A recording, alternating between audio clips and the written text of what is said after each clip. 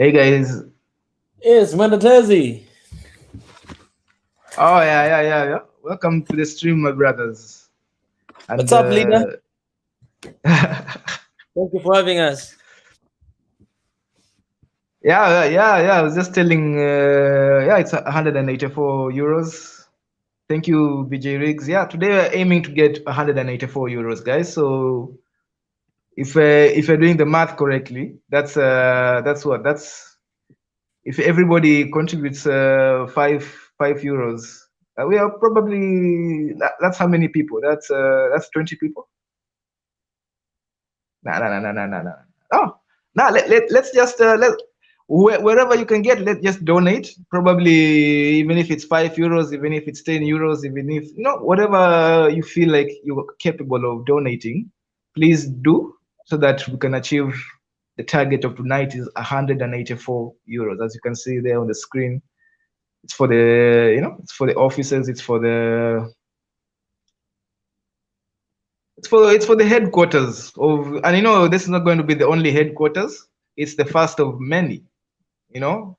So yeah, this is the seed we are planting. So you will see all the branches towards all over Africa, and yeah, so you can be part of this movement. You can be part of when it become, because this is going to become a big tree. Basically, this is going to be a huge tree, and you can be part of the, as the leaders talk about, this the tree planting or the seed planting. You know how they are, our African leaders are, they like to plant the trees when there's a project somewhere. They love to plant the trees. So today we are going to do that spirit. Maybe it's the spirit of our ancestors who, whenever there's something significant happens, you plant a tree. So here you are, we are here planting the tree of one Africa, at yeah, it's going to be, I don't know, Mika, what else can you add? Yeah, my brother, you said it very well. You said it very well. It's a seed, right, of what we are doing right now. Having offices will help us a lot to operate, very well. Right? Of course, we are starting with headquarters here, in Tanzania, but we're gonna go around the continent of Africa and the countries that you guys are in. That's why we keep inviting everybody to come to join, because we're gonna have offices in your country, wherever you are in Africa. You know what I'm saying? So this is beautiful initiative, and we want you guys to be involved, to participate. Let's build the headquarters first, and then we're gonna go everywhere, even in the diaspora as well. We're gonna have offices in the US, in the UK. We have our people there, and we need to continue to operate and to do the work that Africa deserve. Yeah, so let's do that. 184 euro tonight. We can do that, and yeah, that's pretty much from me. Uh, Leader Mwenda Tezi. Yeah. Also, Pastor Ezra has joined the room for the blessings. Today is Sunday. Maybe Pastor Ezra can give us a few short words of wisdom.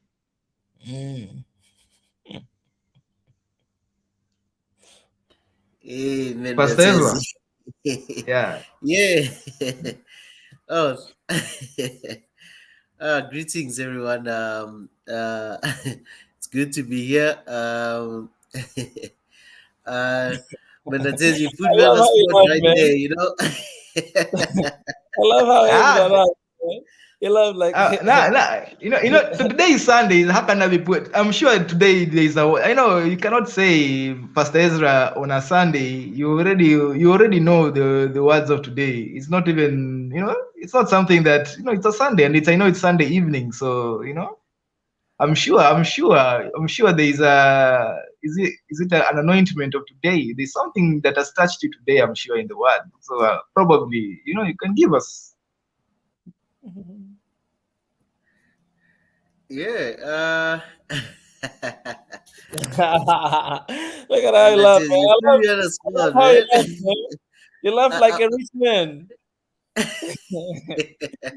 People with money, they laugh A like man who that. has They yeah, laugh with somebody who's counting his money. He laughs like somebody who's counting his money.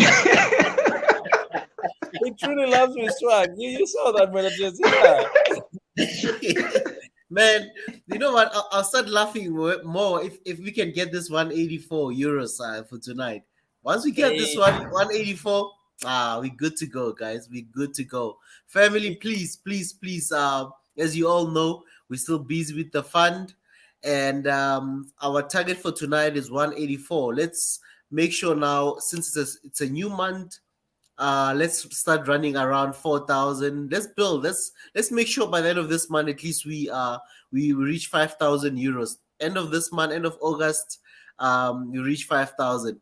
And but for tonight, that's our goal, family. Let's make sure that we reach the target of 180 euros. Who's gonna be first? Who's gonna start? Is somebody already started? Placing a pledge. If you've just joined us, go to our GoFundMe page. You've just shared the link right there. Go and check anything from €5. Let's go. Let's start, family. Yeah, family. I mean, guys, once we can reach 184. I'll laugh like that. last week, GP and I we made a pledge that if within 1 week, it was like from last Wednesday to this Wednesday, like this coming Wednesday, if we reach 10,000, we made a pledge that I'm going to be bold. I'm going to cut all of my hair to be like you, His Excellence. We made that pledge. You have no idea how much I care about hair. So taking it out, it's really hard for me, So if we don't reach there, I'll be happy still because I'm gonna get to keep my hair. If we reach there, I'm gonna be happy, of course, because we have something for the office. So it's it's really rough, but we made a pledge to have bald head. If we're gonna reach that with until Wednesday, Yeah, no, that would be a good for the office. Also, Pastor Ezra and Mika bald heading, then the sunlight from the view is just hitting you guys. Shine. Actually, Big E, he said he's gonna do it too. There was 3 of us. You see.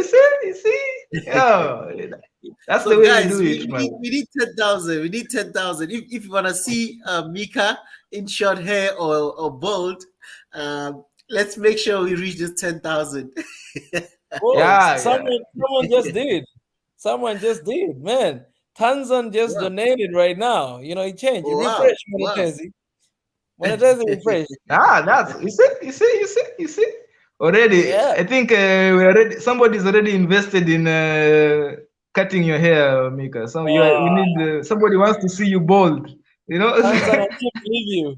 I can't believe does you, not like Tanzan. you. I thought you were my friend. Yeah, we need to give the barbers a job in Africa. We need to promote a barber in Africa. We need to somebody in Kiswahili we call them a kinyozi. We call them the kinyo. We need also a kinyozi to laugh like Pastor Ezra is laughing. Also counting the money from shaving Mika's hair.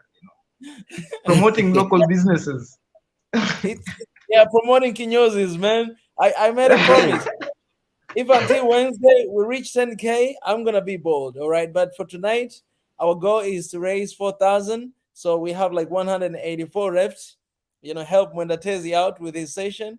By the way, he's gonna be talking about this topic, and we're gonna be here, for some time. So, yeah, Mwendatezi. Yeah, it's all good, man. welcome Tanzan to the stream. And I don't know, Biggie has been silent. I don't know if he wants to say something. Yeah, you have to refresh the GoFundMe page because it changed. Oh yeah, it doesn't. Okay, let's refresh. Yeah, Tanzan just did something here. We love you, Tanzan. Come on. Thank you, Tanzan, for your generous donation towards today. Yeah. There we are. Why for you? So somebody else did again? Because I think someone else did. For me here is 3817. No, this is Tanzan. Yeah, for you is 3822. I think somebody did after Tanzan. because oh 139, right? For you is 139. Yeah, but for me it shows like lesser than your page there. This is weird. Anyways, Yeah. In fact, I think we need to update the banner now. We -6. We put it at 178 now because of Tanzan. So yeah, let's get this banner to 0. Let's get this 184 to 0. You know. So right now, because okay, minus 6, it's gonna be okay 178. All right, let me change here. Come on, somebody, look at that. We're dropping down. There we are. Yeah. Yeah. Let's calm down. We're not leaving the show until it counts down to 0. You know.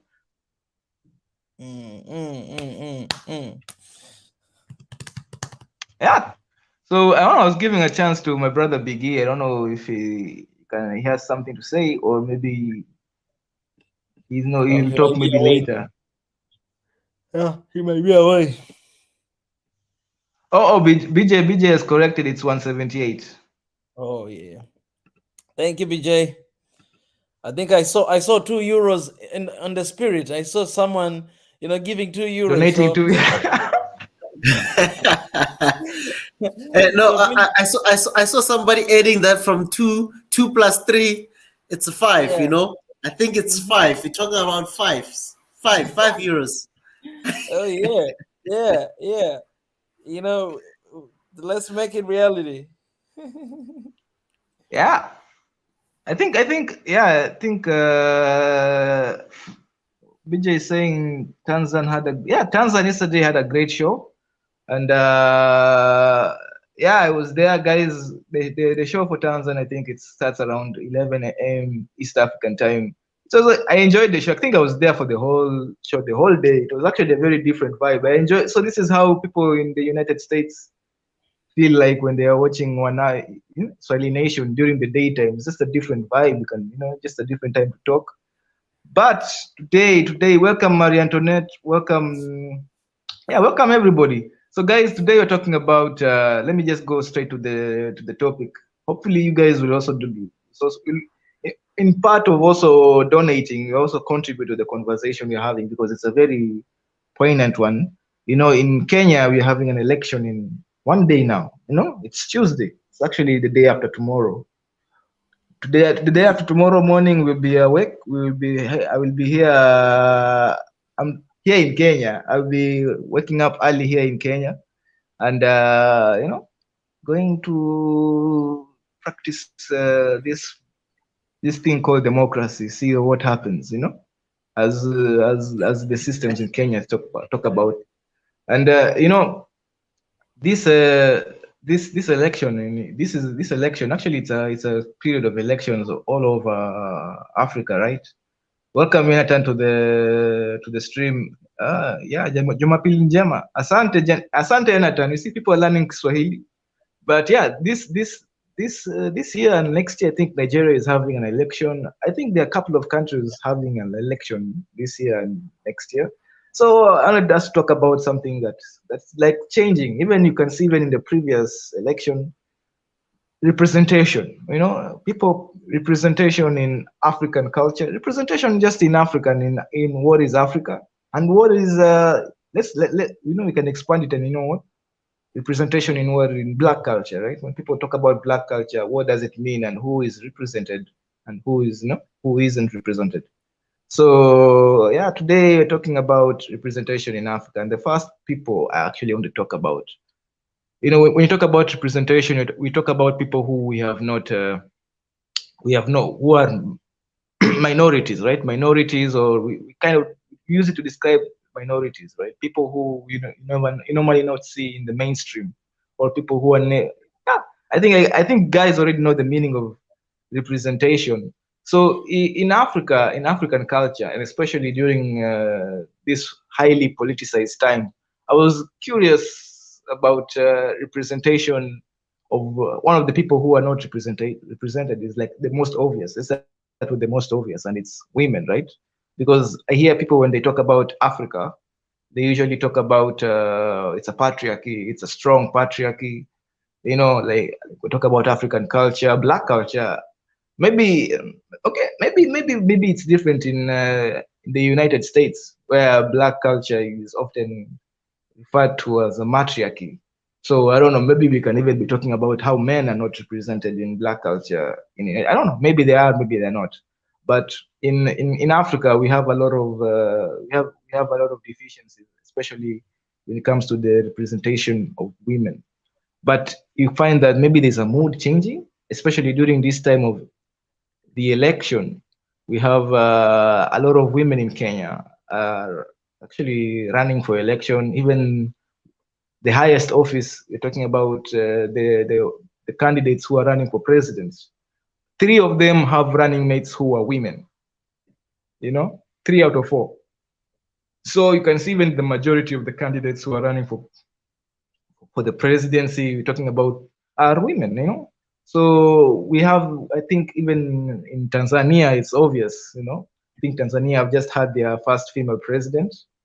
I don't know. Rwanda beat us because they had half the members of parliament, or half the members of cabinet are women. So yeah, Rwanda was already ahead of the stream. So yeah, today we're talking about the representation in Africa towards women representation. I actually had some videos to show. Welcome, Kaisorian Empire. Oh, if you want to talk, let's. Already people want to have something to say. So. Yeah. Sorry, Mendetezi and His Excellency. I see somebody just also donated. Okay. Can you try to refresh again? Wow.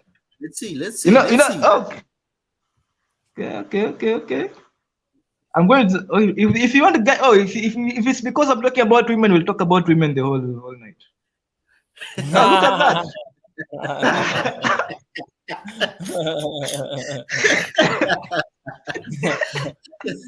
Oh yeah, it's interesting topic. Come on, bunch of guys here, 3 guys, 3 guys talking about girls. Wow, that's beautiful. We need some ladies. Makabudi Fakwago. Makabudi Fakwago. Welcome. Thank you for your generous donation of €5. We might have to update the banner again. Let me see. Yeah. Let me update here. So we got 5. Okay. So that means 173, right? Okay. 173. Somebody has done something here. Come on, man. We're moving forward. We're moving. We're getting it to 0. So yeah, we have 173 now. Yeah. So where were we in this nice topic of women? So talking about, I don't know. Let me give people some, for those who wish to contribute. But let me talk about I think I've already talked about the representation in women. There's also women. Let me just show you some articles, but.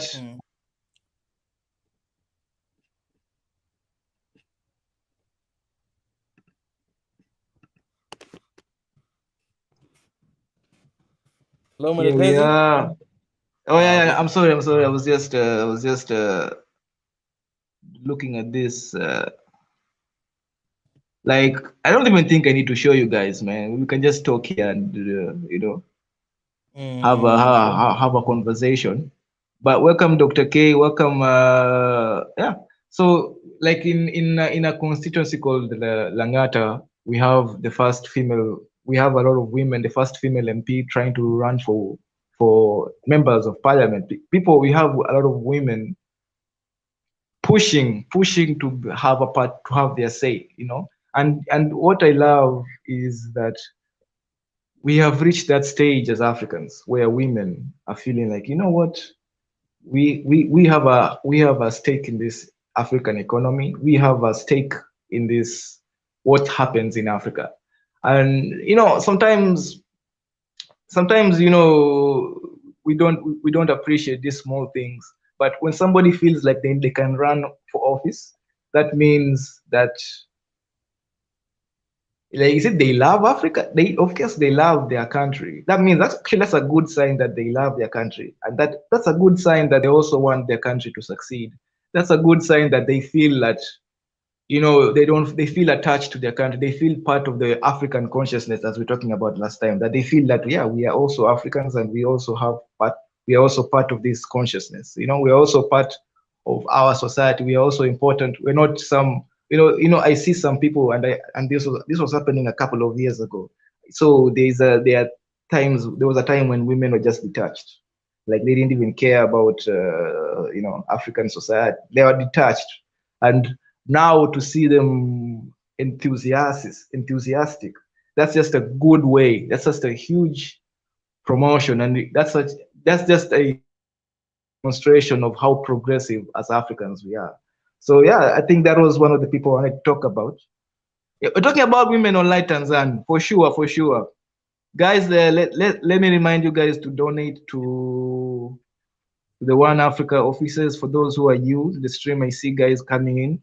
So yeah, donate to the stream. Today we're talking about women, but we won't also stick too long about women. We'll also talk about tribes. Talk about their tribes who are feeling that they're not also attached to their countries, or they are detached to their countries. And we see that even in these political processes that we see. I see people talking about Nigeria.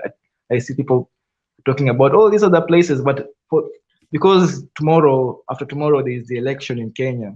It's just a good way to sample the mood in Africa. Just a good way to to see what's happening in Africa, what's the revolution in Africa. Because right now we have, as we see, there is a possibility actually, if like in 5 years, since we have the president of Tanzania already, she is a woman, she is a female. Also, and if in the president of Kenya, if the vice president or deputy president of Kenya becomes a woman, then in the next 5 years, we have a possibility of having two presidents in East Africa, that Tanzania and Kenya having two presidents who are women, right? So I don't know, I feel like this is just something to celebrate. But let me ask you guys, let me ask you, Mika, what do you think about this development, or this progress we're having in Africa? I think I'll just say this, man. If you are a bachelor like me and you, we are living in the house. But the moment you have a lady in the house, that house changes to a home. You understand what I'm saying? Like, if you come to my house here today, and maybe a couple years later when I have a wife, the vibe will be completely different. Why? Because there's a lady in the house. Why I'm giving that an example? I know some people might be offended with this example, because these days you can offend anybody with anything, right? But what I mean is, even the president of Ethiopia, I appreciate Yonatan, she's also a woman. What I'm saying is, like, having a woman in the country and in a leadership position, it's very important, because because of I'm being very careful, saying this, because some might be offended and some might be like that, but I'm just gonna say it anyways. In my perspective, I think I see what is happening. For example, I'll just give an example of my country right now, right? Because we have that, like, there's a sense of there's that sense of feeling like, this is our mom, all right? And I know some people might take advantage of that, because the way we treat mama is different the way we treat baba, right? We always more scared with daddy than mamas. But I feel like the place where we are, it's kind of like we needed that, because it's kind of like giving comfort to the country, after a huge tragedy that happened a couple years ago.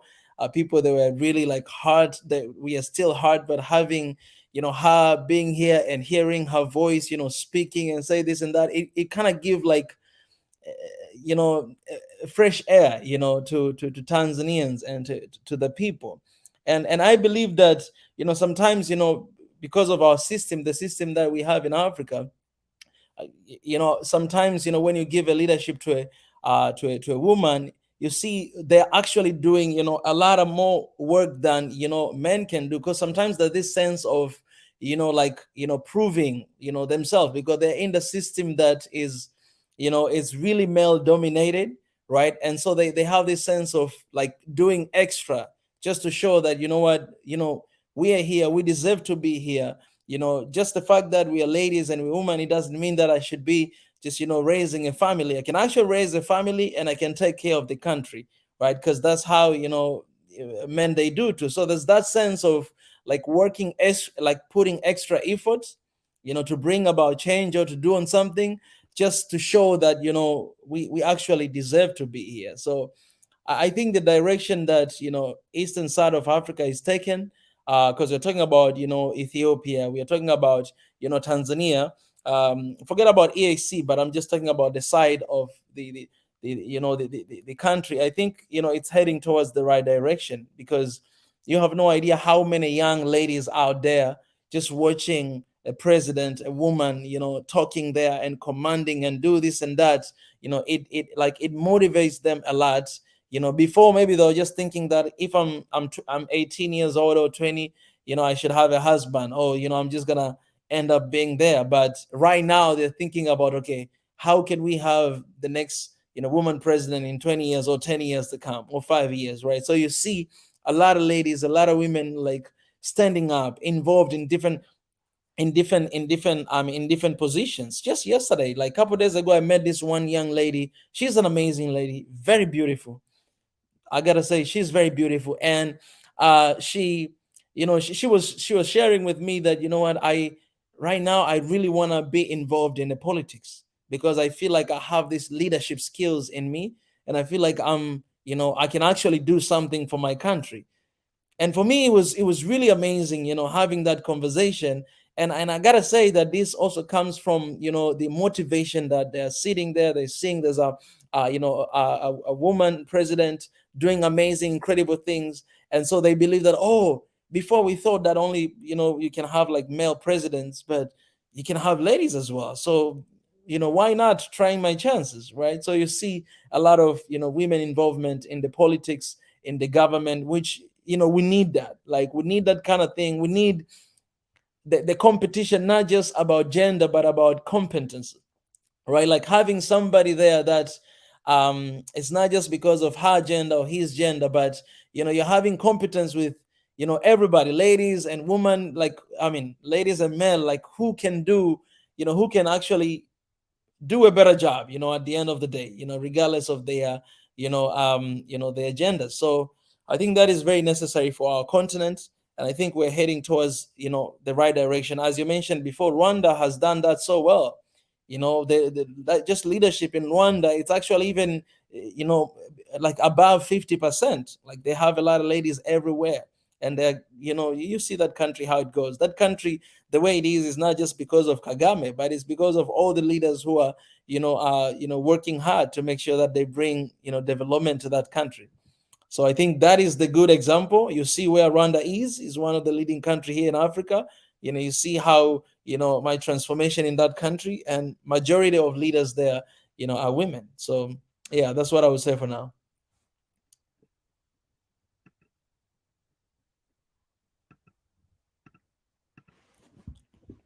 Right. Thank you, Mika. Actually, you made a very great point. That, can you hear me? Am I audible, guys?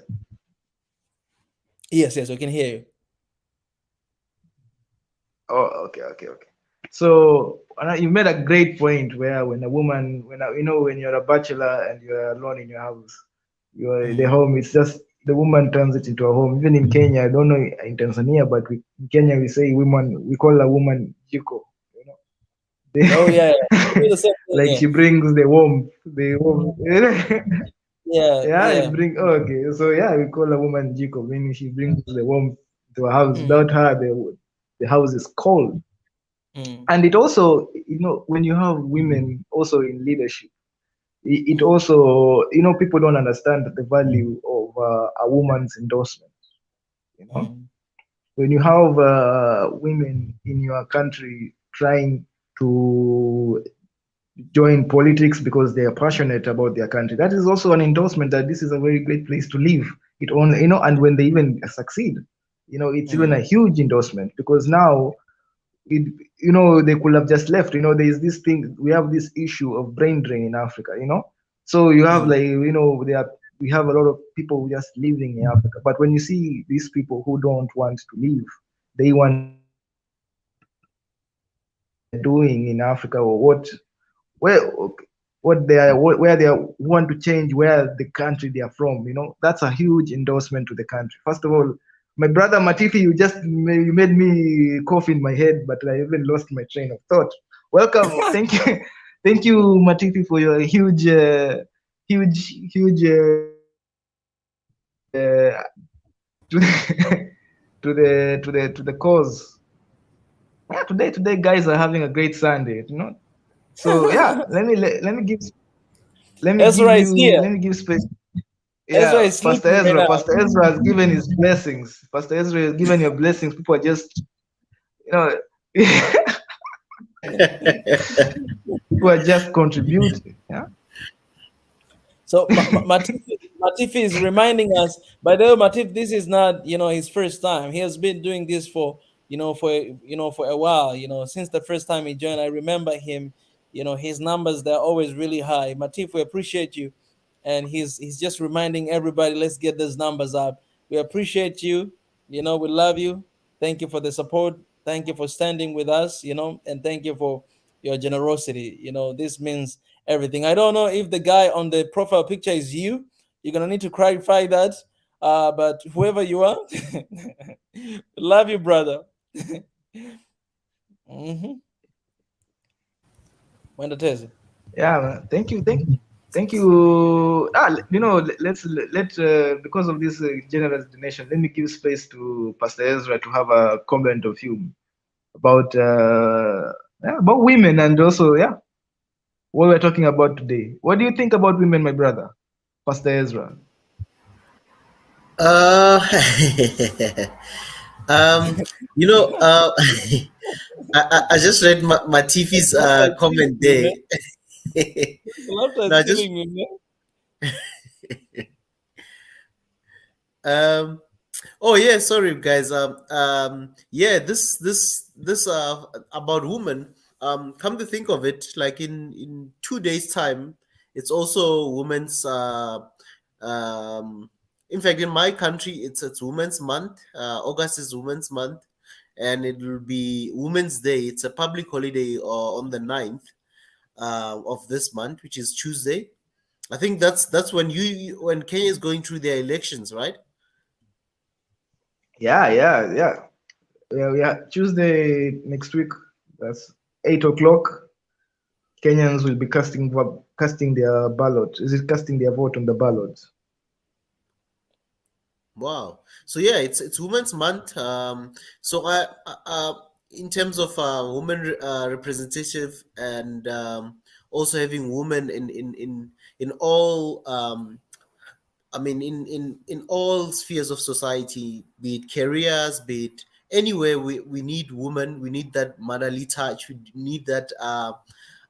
It's beyond just even the motherly touch or homey touch. We need that aspect where we can have women. We can have another side of society that has been maybe put on the side or have not been participating in other stuff. I think it's good that we are seeing more women in different positions of power and different positions in society, be it careers or even in politics. And I think a lot of women are coming in Africa. There's a lot of change in terms of women in position of power. And I think a lot of countries, they really want to see more women come into politics, especially if more we focus on politics and even business, because that's where we've seen a lot of I mean, males still dominate those industry in those sectors, whether it's politics or business. We still see a lot of male CEOs than female CEOs, but they are there. And I think some CEOs are not recognized. Some just own small businesses. It's women who own those businesses, but it's because maybe when we talk about the known companies in the world, we tend to see maybe the males playing a big role. But it's also historical in terms of why men are still in those positions. And I think it's not a matter of us saying we are replacing men with women. I think we need to work together as a Yeah, society yeah, and draw yeah, inspiration and strength from both men and women. Because sometimes I think the narrative tends to be like, oh, now we need to take out the men. It's women's time. No, it shouldn't be the case. It's about us working together as a family. Just like in the house, we have different strengths. If a woman is good at something, that might be the weakness of that man. Oh, it's not really a weakness, but that man might not do it as good as the mother. If the woman tends to cook, or the man cooks better than the woman, doesn't mean that the woman cannot cook, or vice versa. So it's about helping each other and working together as a society instead of the mindset or the threat. Some men might feel threatened that, oh, you want to put women, then oh, no, that's not going to work. Then we start seeing other men being defensive, and we think uh, they are they hate women or they're oppressive to women. Sometimes some people feel oppressed in their positions. We have to make sure that no one feels threatened to say, "Hey, we have to put a woman as a president, as a matter of agency." Let's make sure that women also participate and make sure that they are given the fair chance, the fair space to also thrive. But we are here as a society to build a society that's functional in all aspects, whether it's on the female side or on the male side. We need both. We need both. That's why once one sector or one gender dominates, sometimes we tend to lack some of the other things from others. It's like right now, even if we look at the world politics and we look at the world's economy, as long as Africa is not taken serious, sometimes the world is lacking something. It will always remain missing something great from Africa. The more Africans are in participating in every sphere of society, and we are given the fair opportunity to also showcase our talents and also contribute to society, then you will see that the world needs Africa as well. So we do need each other and we do need everyone to participate. So that's just from my side. When I look at this thing, it's not about a move to move others and replace with others. We need to just grow the society as a whole and make sure that the girl child has confidence to know that she can make it anywhere, she can be whatever she wants to be. Even the boy child, we should not neglect the boy child. We should promote both of them and make sure that both grow knowing that they all have potential and they're all smart and they can do anything, and building that confidence. Confidence is really something that we really need to build on our kids, so that kids, I yeah, mean, yeah, looking at school, some kids, not because they're not performing good at school, maybe because they are, people will say, dumb or slow learners. There's no such thing. It's just a matter of how can you make that child build the confidence to say you can do it, given the time, given the opportunity to be taught well. Sometimes some people need to be given special attention to excel. That's all it takes. yeah. Can I add just something there, Monetez? In that spirit, yeah, you say something very important. I was trying to remember my point. You said something really important, that it's very important to raise our kids, even if you have kids, like guys and girls. It's very important to raise them equally, like knowing that, I mean, nobody is better than the other, right? Back in the days, it was like if you have a male child, you consider to be like maybe a real man, right? And if you have a girl, it's something else. But if you raise them, like all this implementation, empowering of women and everything in the leadership and all these kind of classes, it's basically saying that, you know yes, we have men, we have women, and nobody is better than the other. What I'm saying? Everybody has a chance. Everybody has a space in this society, Africa, that we're living in, and everybody has a chance, as long as opportunities for all, right? Opportunities for all, for any kind of level, anywhere that you can make it, as long as you have that ability to do it, you have that confidence to do it. That chance is already open, is for you. One day, I remember I was talking about time and chance, that you might be. Let me say this again. I gotta share this again, and then I gotta share this again. This is I shared the other day, and I just want to read a little quick. It's Pastor Ezra. You will know this very well because you're pastor. Excelestius 9:11. Okay, 9:11. This is what it says. Excelestius 9:11. It says it's my favorite line. I want to put it here on the screen for you guys to see that this is something.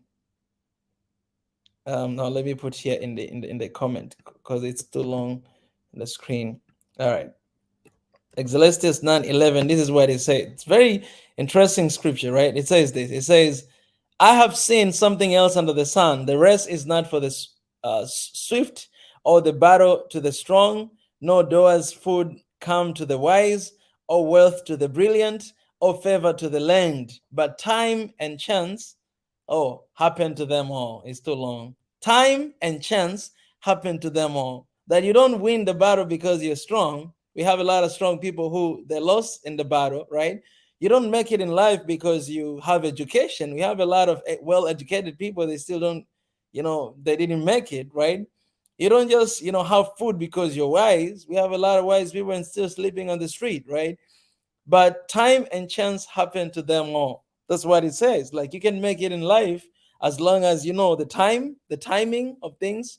Because once you know the timing, then the chance will be there, right? If your chance is coming right now and you're here in Swahili Nation, then that timing is right there, that chance, that opportunity is there, right? It's like for us having this live stream today, if we were not here today, we and Matif, he's right here, we're able, to get this 50 euro. Why? Because of this timing, right? So this chance just came out, right? And for those who are watching as well, we're doing this fundraising. We wanna get to 4,000 today, so we have 173 left. This is an opportunity, all right, and the time is now. I'm trying to manipulate that something. I'm sorry, guys.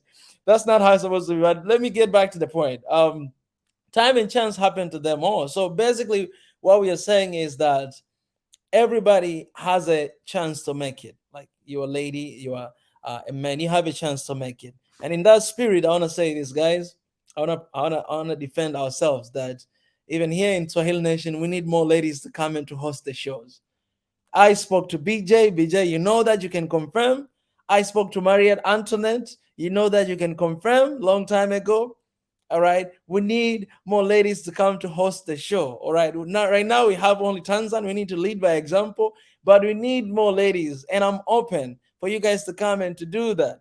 Marie Antoinette, you remember I talked to you, and BJ, I spoke to you the other day. We need that dynamic. All right. Just when it is, I just had to say that to make sure that, as you're saying that topic, then, we have to lead by an example. Yeah. And I spoke to these people already.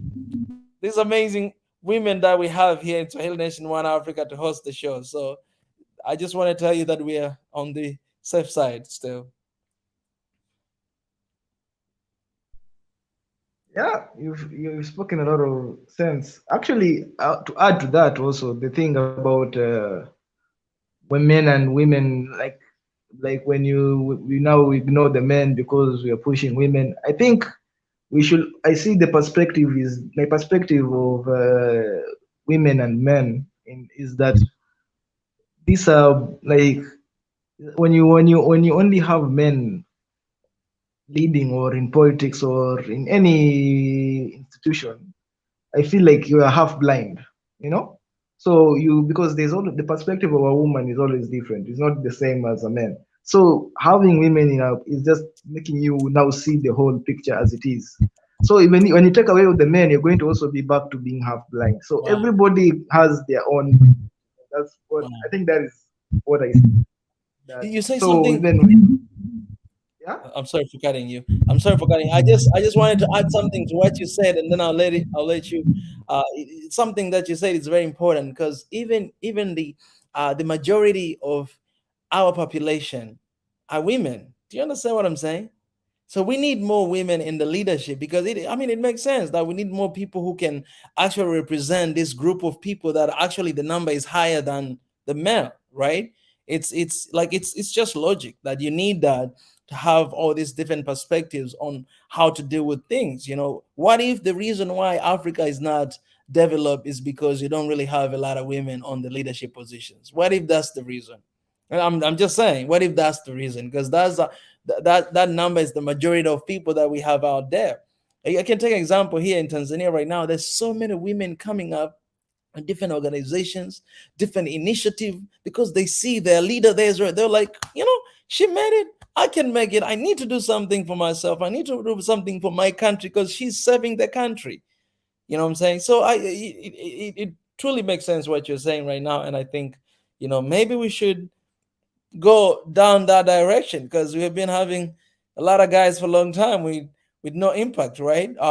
But maybe we have to, to mix a little bit, more to see what happens. Yeah, I agree. Actually, that's what I was going. Let me even build on that. You see, women, I think when they like even here in leadership, exactly. Why? Maybe that's why when we see insecurity as men, we think there's no insecurity. We are men. But a woman will look. Maybe you look at insecurity and they know we need to secure these places for women to walk around. For women to know in Africa, women walking around at night. That's just it's not a thing. It's not a thing at all, But a woman will be like, you know what, me, I want to work at night the way men work out at night, and so she will do maybe see policies that improve security to the point that even women can walk around at night. Like that. That's one example, but you can see that they can bring development from a different perspective because they also have unique issues, but they are half of society, and they also have unique issues that and if they solve the issues, that their issues, if they are solved, they're probably helping all of us as society, because the things that I'm just saying they are that yeah, we need their perspective in leadership, we need their input in leadership. It's very important, and I think countries that have women as people who giving women's input in their leadership, they are probably much more progress in society. They're better off, like we look at Rwanda, the cleanest country in Africa. I'm sure you cannot tell me that the women have nothing to do with that. Sometimes men, we just see a road, maybe them they see, no, this is a dirty road.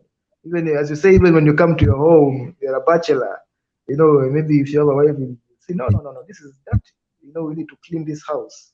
So yeah, that is, I think, and you see how even there's just so much progress that they are able to do, and not just in the terms of the normal roles that we also assign to them. They are also in terms of negotiations, decision making, quick decision making. They're also long-term thinkers, very good long-term thinkers. So definitely their input. I see even there's a trend here in Africa. I don't know, not even in Africa, internationally, where they like to put women as the head of or the Ministry of Foreign Affairs. I see a lot of women in that ministry. I think they see women are very good in negotiation and very good in diplomacy. They see a lot of, even in Kenya, the women or the head of Foreign Affairs is a lady. I think that seems to be the norm around all over the place. I see that. So yeah, let me remind guys that we are contributing to, we're having, I don't know, do we call it Harambee in Tanzania too? In Kenya we call it Harambee. Yeah, that's what we call. That's what he yeah. So yeah, we're having a Harambee here in Swahili Nation. We are trying to get, I think we're in 173 or 170. Yeah, I think we're in 173. We're trying to get it down to 0. So we are trying to raise 173 euros. So guys, keep the donations up, as my brother Matifi has spoken. Keep the donations up. Keep the go to the link. I think it's already been posted it's been pinned probably. So yeah, keep the donations up. Let us let us refresh the page. Maybe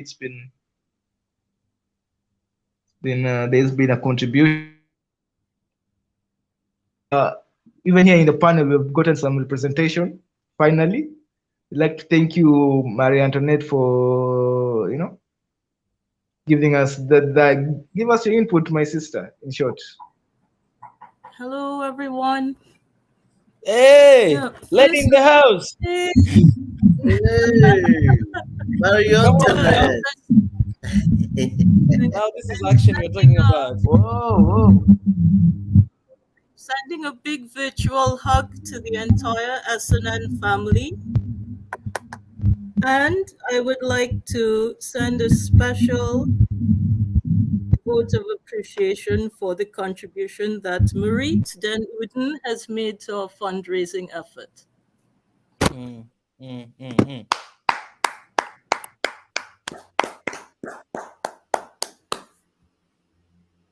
I know she's on vacation at the moment, I think, but she may see this eventually.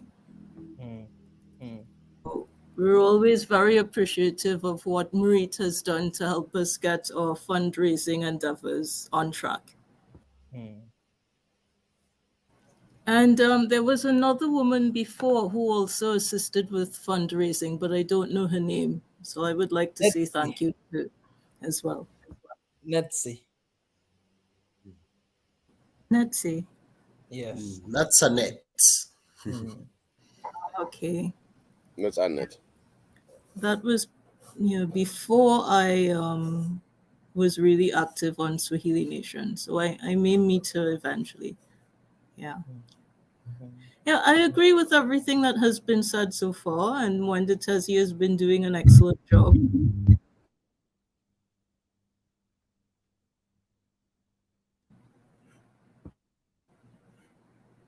So it's nice to see that on the continent, women are finally deciding to make their voices heard, because it's always good to have different perspectives, which is part of our true African culture.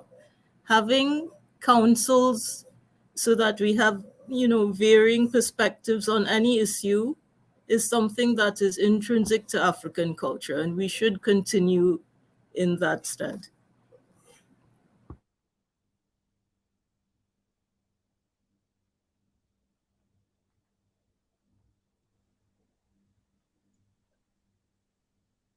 I'm having a little trouble hello. with my connection, so I'll go mute for a few seconds while I try to address my connection issue. No worries, Marie. Okay, Marie Antoinette, thank you. Well, Big is in the house, even though he didn't announce me, or I probably missed that. But good morning, good afternoon, and good evening to everybody else. Um, it's a great topic that we're discussing about women in power and empowering women. I just call in the beginning in creation. The creator, Xavier, didn't just create male, he created also woman. During that line of creation, he brought her part of a partner, a partnership that will last forever, a partnership to populate this whole globe. And at the same time, every topic that I listen when it comes to women, it always about that instinct of the motherhood, the instinct of nurturing, the instinct of beautifying. So we always talk about specific things, but in creation itself, as it proves, we definitely need women in our lives. Definitely, I didn't come out from my dad. I came in from my mother. Okay, but it was in partnership. So the key word that we should promote is the word that's been lost for a long time is harmony. We lost that word to live in harmony. Harmony include everything. It includes love, understanding, communication. And when you bring a woman into the political world, and the way we see women in this competitive world, it's not just a male female, but it's a competitive world. Who's got the best hand into serving his mission to his nation, or her serving her mission? So the word that we really truly include in our vocabulary, the participation of women in the political arena, it brings a different perspective, a different way of looking things that differs from a male partner. In parliament, in any entrepreneurial business life, they bring the wealth of different view that will be inclusive of all sex. It will include everything and whatever that's better for that. I just put a little bit of some little research that's been done from university. It said despite these gains, women still rarely hold leadership role. It is also true that progress toward achieving gender balance in national parliament across the globe is slow and uneven. By the dawn of 2020, women were leading just 20 of 193 nations and occupying a quarter of parliamentary seats globally. Women share an equal majority or more in only four parliaments around the world.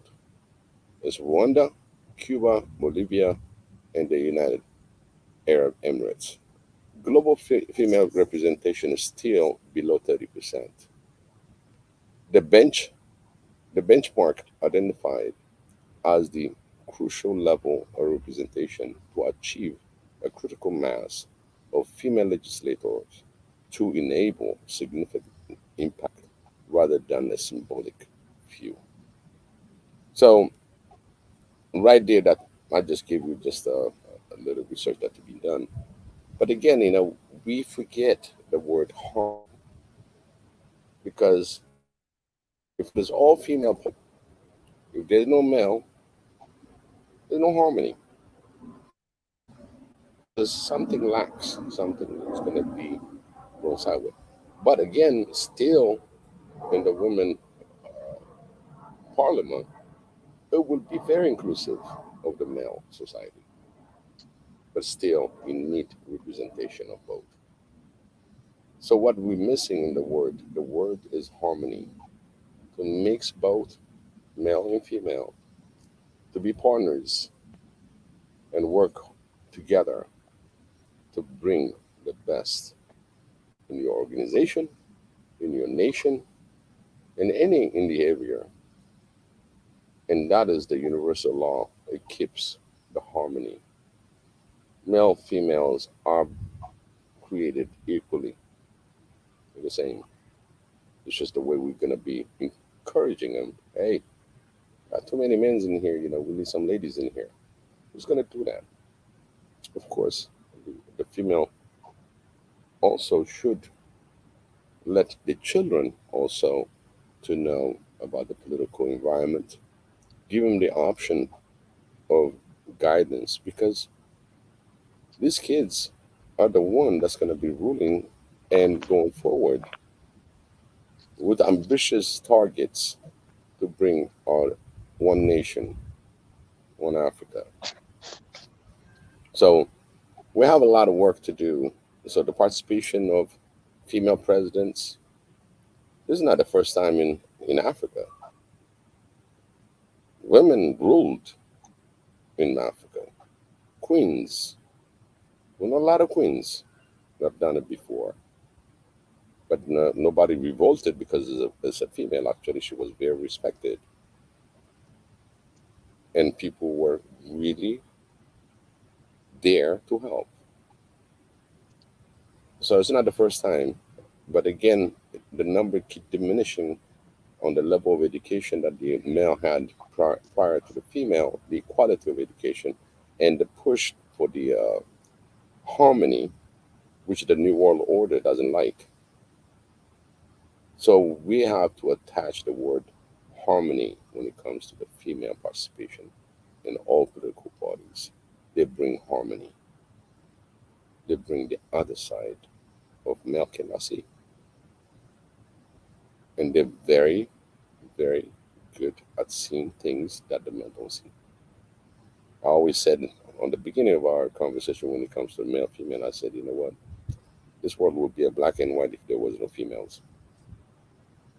We don't have to see beauty. It would be black and white. But the fact, I always believe that when the female existed, the beauty starts showing in the world. So this is where I stop and I let the others to speak. But remember, harmony is the key on everything that we do. Bring harmony because this world is lacking harmony. Thank you, Biggie, for that nice speech. In fact, the percentage of representation in this stream right now has increased by 100% since our sister here, BJ, is in the building, is in the room. Welcome, BJ. Hi, how's everybody doing? Hi, BJ. You're doing good. You're doing good. Great, great, great, great. This is a really interesting topic. I mean, coming from a Western perspective, we understand it was always a patriarchal society whereby the woman voice was silenced. Don't know why, don't know what the purpose of that is.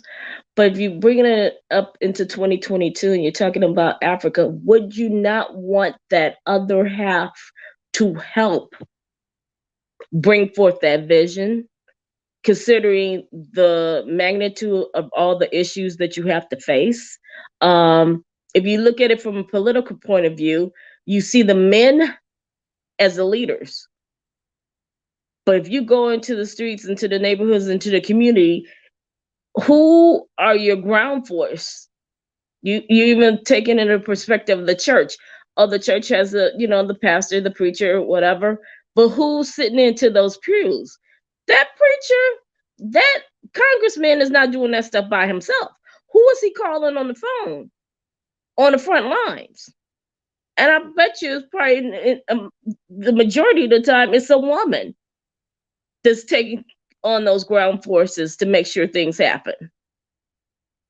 And we can't deny women's capability and what they bring to the table. I think that's where we get lost, like what Biggie was saying. That's your better half. Why would you want to do anything without the other half? Do you only use one half of your brain? No, we need both halves.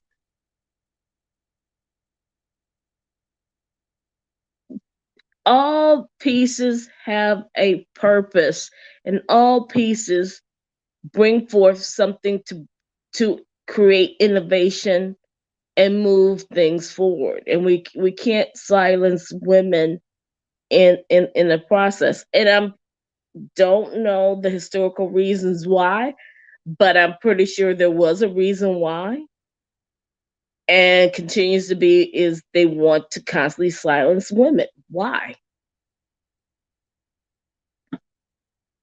We have a lot to contribute, and we have been.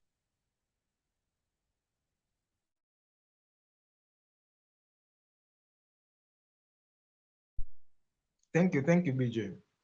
Actually, that's a very interesting perspective. I have actually a question, because in the black community in America, people like to say that it's a matriarchy.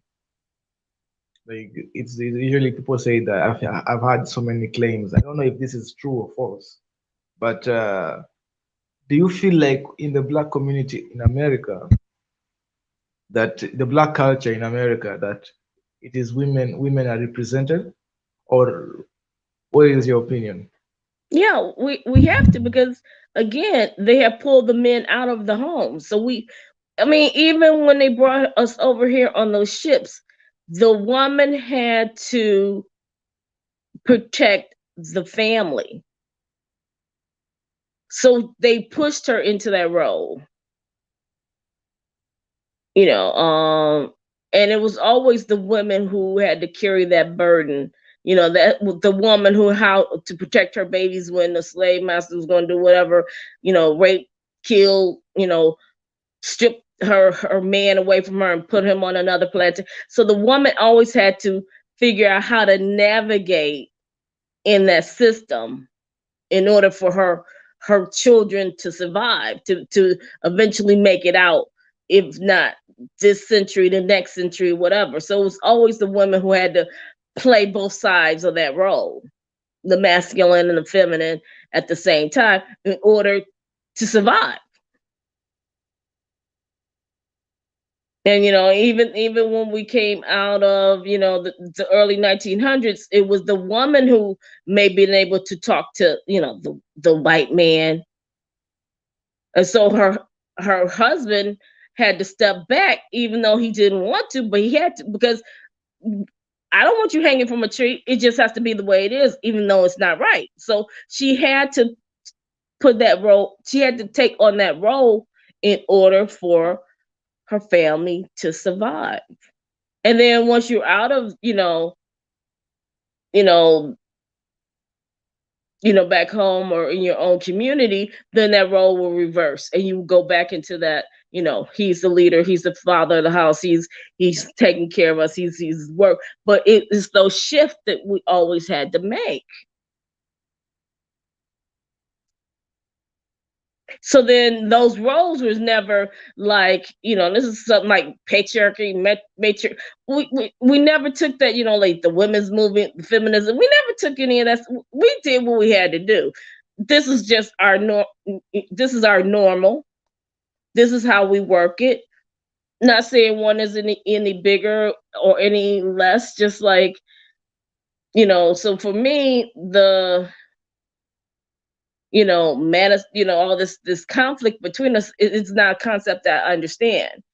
Just like the concept of colorism, I don't understand that, because there's my family has a rainbow of colors.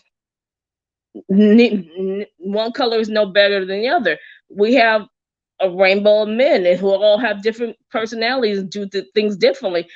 Not saying anything, that this is what your role is supposed to be, that's what your role is supposed to be. It's like, how do you navigate this system?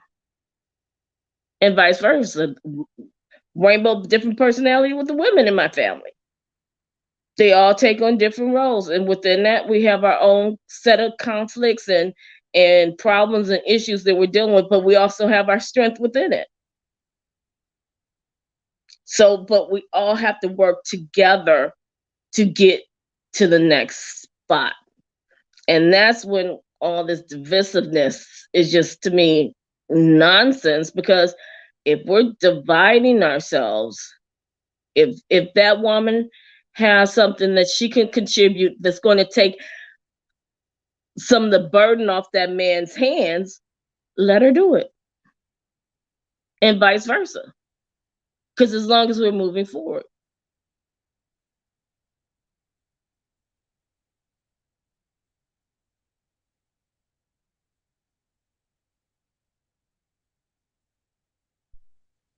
Okay.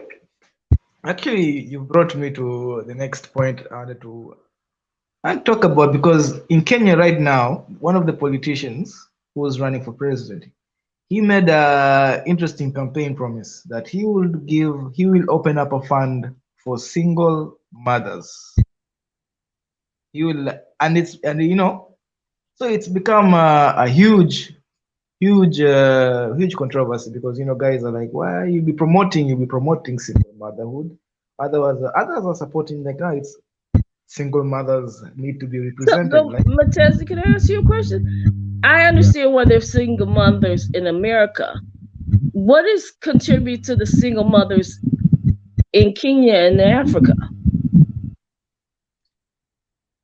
Well, that's a good question. That's a good question. That's a good.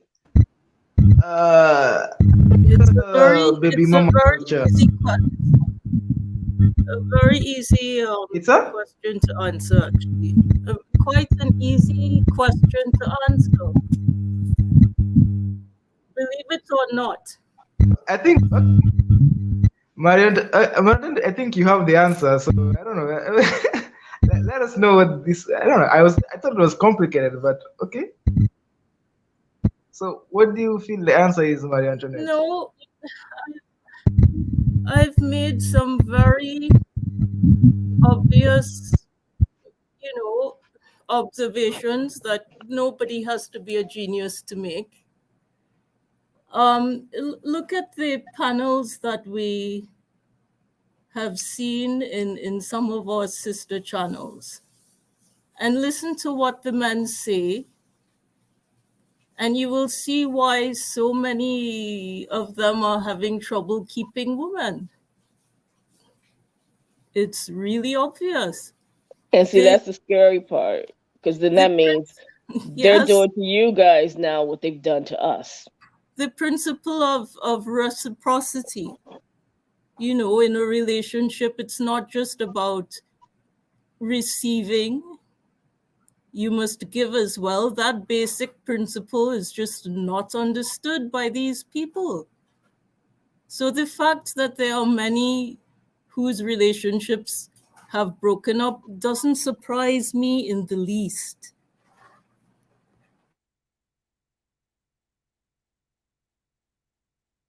And that is a scary thing, because what you then creates, one thing about single mothers, the ones who are educated and decide to do it on their own, or had like a husband, they divorce or whatever, and you still get that interaction from the father and the mother, and the resources are there, those kids may be able to navigate. But a large number of single mothers are not at the high end of the income level. So those kids are living and struggling through poverty, or like lack of resources, which then bring forth further, generational issues, where that how do they climb out of, their social, settings, in order to, help move them up, the economic chain. Some could navigate out of it, but a lot of them don't. So the thing is that they know, by keeping that family divided, keeping that man out of their household, they have a permanent underclass that will not compete with the ruling class, who that will not question the ruling class, because they're now dependent on the ruling class to survive. And now you have a lot of those mothers that have to now work, long excessive hours, maybe multiple jobs, just to afford the food and the shelter for their children. They don't have time to, where in the past we used to have grandma, auntie, and all the other extended families nearby to help, with those gaps. Now we really don't have it like at the rate that we used to. So now who's raising the children? Now you depending on that same system to make sure your children are taken care of, and then they're getting lost, or they're designating how many will be lost into the system and pushed into the prison system, or this or that, or exploited, or whatever. And that's where we have to come back together and say, no, enough. They've had 500 years of destroying us. We need to come together, because it doesn't make sense. You can't take a Western perspective of your reality when you don't even know what this perspective is. You can't look in the mirror and a TV and thinking we have it all together over here, when it's not. You guys have to hold on to your family and hold on to your children, because the success of Africa depends upon you guys being united.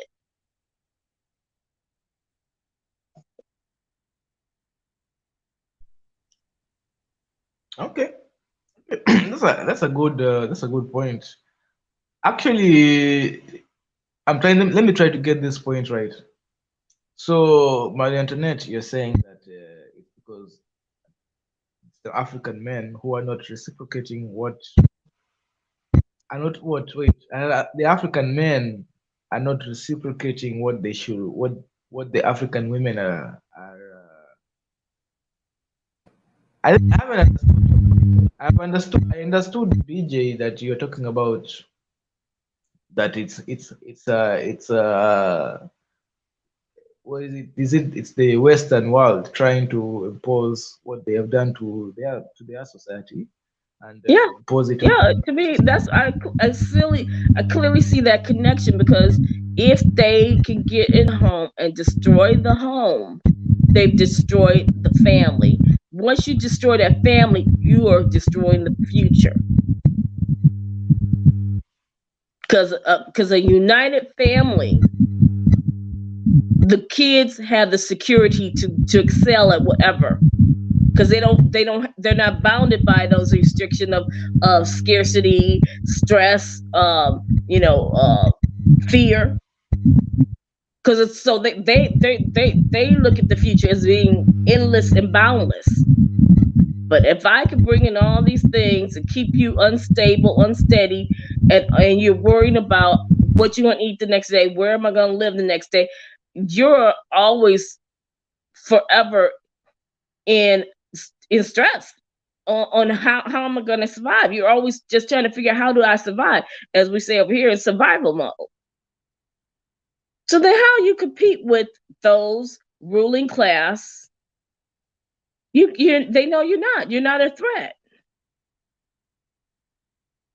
I mean, because in the past, we always looked at you guys as, they may not have a lot, but they have each other. They're happy. They're together. They're grounded, and they're fighting as a unit to make things better.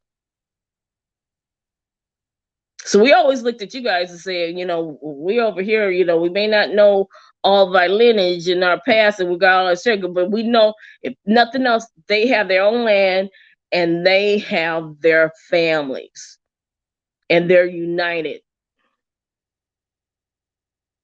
Now you're starting to see this stuff over here creeping in over there with you guys. And it's like, you can't take on these Western concepts without understanding what the price of that belief system that you're taking on and what it's going to cost you on the long game. Excellent point, BJ, because we talked about this before. I think we brushed it up yesterday on some of the topics, and it's like whatever that comes, and you see what's going on in the West, is it going to be benefiting Africa, or are we going to go into the past, like you said yesterday? Go to the past, pick the one that is good, and to go forward with those good things, but never forget that there was a past for what's going on right now in the world. I think that was something that we touched yesterday. Oh yeah. One thing that Oh yeah. yeah, one thing that I would say to Monetezi, the safest country in Africa for women, girls, children is Eritrea. Eritrea is the safest country, where it was labeled the weirdest country because of safety. Women can walk 2, 3, 4 o'clock in the morning, and the male will walk along with them, or they walk minding their own business. Sometimes they help them out, even if they lost this, they help them out even to get home safe. With nothing. It's the respect among each other, because all the youth in Eritrea serve in the conscription of the military services. Male, female, they all work together. They all work everything together.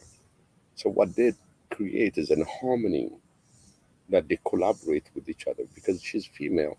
She's not targeted for different ideas to do to the woman. They respect her, and she respects also her male companions. So the safest, I'll tell you now, the safest country in Africa is Eritrea. Just to make sure that we should learn certain things from where this thing came about the safety of the people. That's one thing that I want to answer. The other thing, I can see uh, a lot of Western style of objecting, demonstrating, and because of this and that. When it comes to the women uh, movement, equality, women are equal to male, male, equal pay, all that you see, right? It is a division, okay? It is a division of the sexes, basically the male, the female.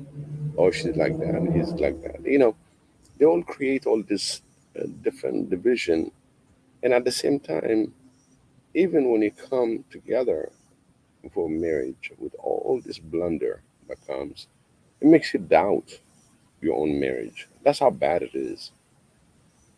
When two comes into union, they have a vow until death put them apart.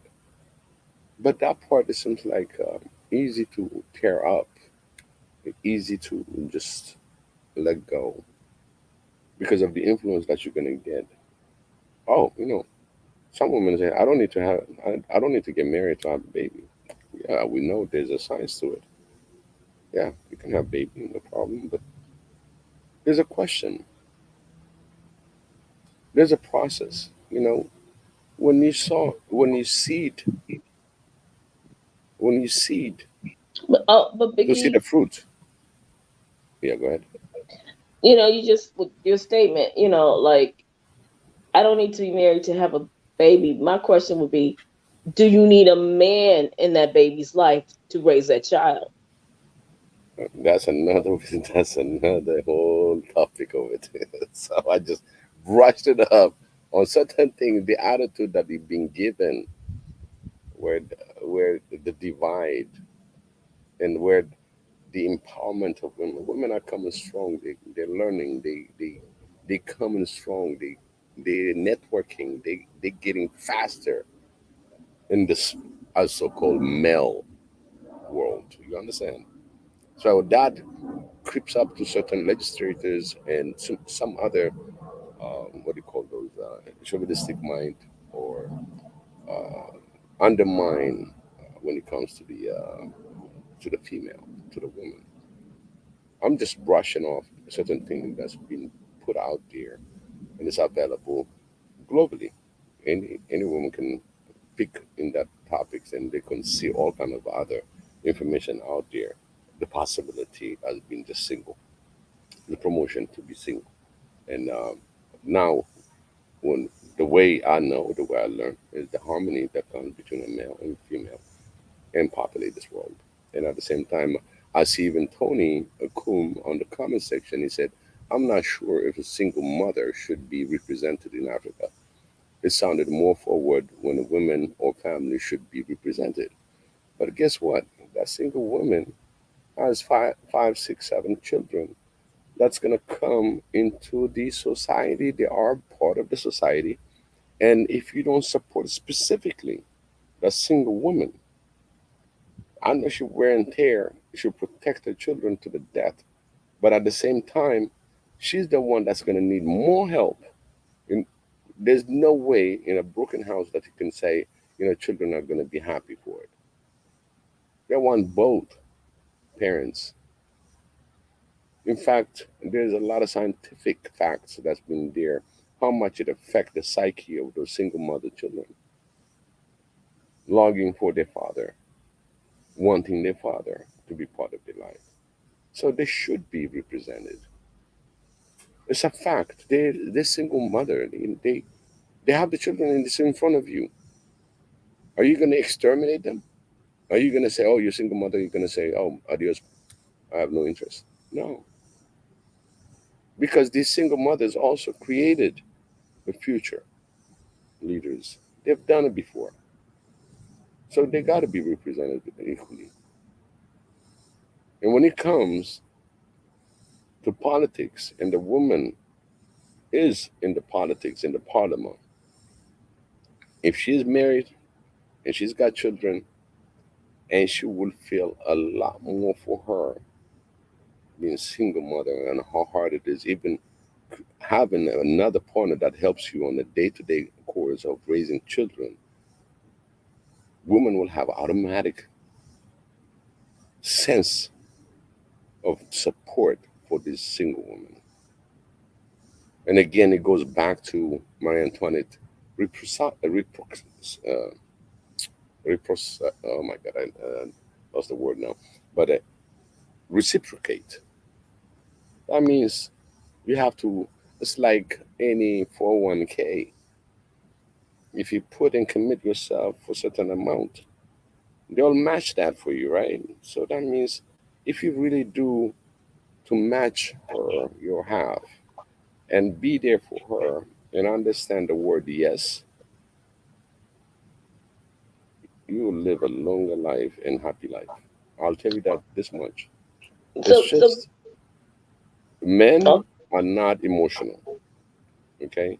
Men are logical. Females are emotional.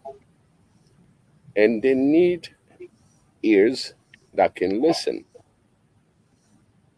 Whatever that they have in their heart, if you're a good listener, they don't ask much. Just listen to them.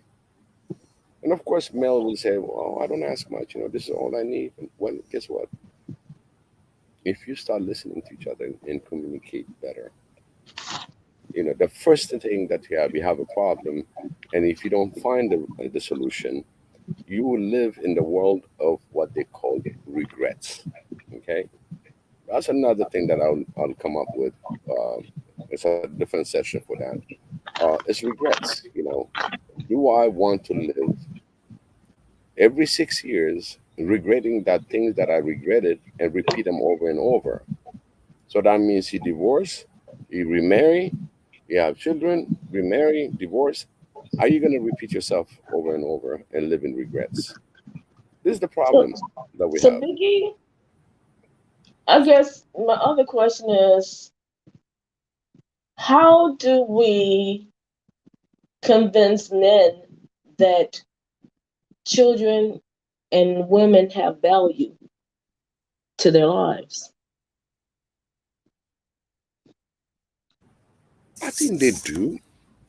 I think men knows. Uh, But society as a whole does not, value it. And therefore, they a lot of times try to go in with what society is doing. And it's like, oh, because the latest thing is, if you got money, you should never get married because else you're going to walk away with half your money and all yeah, this other stuff. So they're trying to, now they're going after the marriages now. And so I'm saying if you value something, you're willing to fight for it. And to me, we don't value each other, and so we don't fight for each other. absolutely. I see another comment from Tony that comes in, uh, that men also are emotional. I'm not talking about that kind of emotion. I'm talking about the. I'll give you. I'll ask you a question. Can men can be pregnant on the natural aspect of it? They can't. They're not built for that. Women are. They got the womb. I'm talking about a different. The I don't know. People say, "Oh yeah, I'm emotional." Everybody has emotion. I mean, we're the same brain. We're human. Okay, we have that emotion. But when it comes a clear thing, when you say distinctive of the men, that's going to be more logical. If I ask an average man to go and get a pair of shoes, he'll go and get a pair of shoes in his home. That's all he does. You send a woman to go and shop for shoes. She'll be there.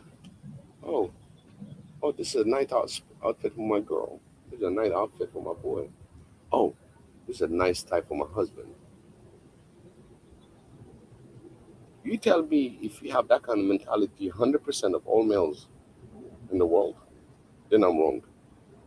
That's not the kind of emotion I'm talking about.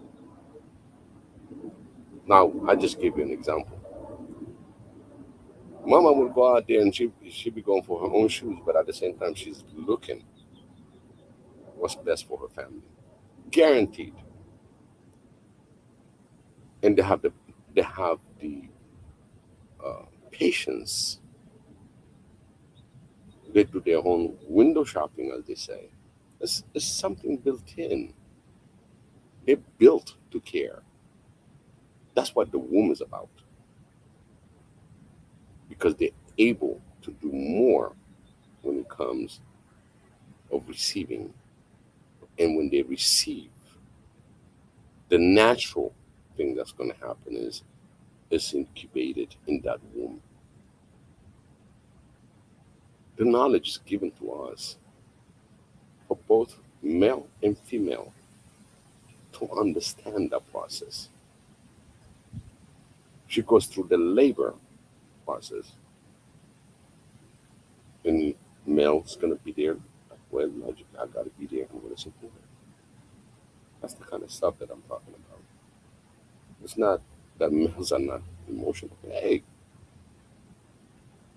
we all have emotions, but in the concept of male and female, just the fact women are blessed with their womb, because without that, you're not going to be able to populate.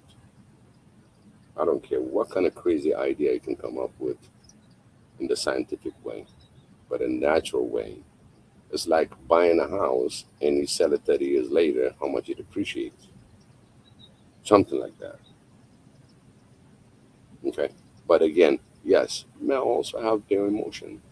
But what I'm trying to express on this is that women are more emotional because they got the womb. They care. They care so much. Actually, they care more than anything else. If you really approach them in reciprocating on how she feels, lend your ear, and being able to say yes, I understand. Is there anything else that I can help you? Simple as that. The same thing. If the male goes through Tony, what he called emotion, and he's got his better half, a sister, mother, whatever that is, if it's a female anyway, that he can express and it can be brought back with solutions. So the key things is that reciprocating, like Marie Antoinette said, is basically communicating with each other. It's communication issue. We've got all this interfering the medias that you can hear, you know, whatever wives time, or you see the Kardashian, you see all kind of other show, and everybody want to be just a wannabe, put it that way, and you don't even have anything to cover in your roof. But if we're going to live in this kind of society, and we're going to live with it, and we're living with it, it's just how you make your smart decision. Where the key thing at the end of things that you do in your life is, if you're going to carry regrets every 5 years that you reevaluate your life, and you're going to carry regrets every day, when you reach certain age, 70, 80, you still have those regrets. That means you didn't live to the full potential of your life. Male or female, it doesn't matter. But you came in partnership, raised kids, you have grandkids now, and you're all together. And always, when I see people that been married for 30, 40, 50, 60, even 75 years marriage, everybody asking, how do they live? How can you really can do that? But we have the ability of doing that. But when you hear the story, the bottom line is, yeah, she was annoying, but guess what? I get to understand she was not annoying. She was telling me something, but I gave a deaf ear. And we went through the process of a little bit of argument here and there back. And one time they sit down and they just discuss it and say, "This is what I want, honey." Bling, it comes because being there together, being respecting their vows, respecting that they're there together for each other, and working their differences together. And that's how they've been able to enjoy all this marriage life that they have. It doesn't mean the male didn't have any emotion. He had an emotion. They'll tell you on some of the people that you that's been interviewed on their long-term relationship. They tell you the only thing that was is a matter of communicating. And as you mature through your relationship, you're gonna mature, of course. As long as you keep yourself strong, you keep your family strong, you will mature. Eventually, before you know it, your kids are 18 and they go to college or whatever that they're gonna be doing in the future. If you got two children and they start out 2 years apart, by the time the 18 reach the college level, 2 years later, the other one is out too. So eventually now you're going to be looking at each other. Then what? You see? Yes, male have emotion too. I don't deny that. But it's different. It's different. I don't want to start different topics about it, but uh, the the part that's been omitted and that's not been clearly put out there for male or the female is that when you enter a certain commitment, certain contract, it can be business, it can be marriage, it can be other things. If you're gonna commit to do something about it, then you got a contract. You have to stay there, regardless, whatever the small little letter that you wrote. There's a chance that we can break this contract mutually. I didn't see that unless it's on the business. They have a little clause.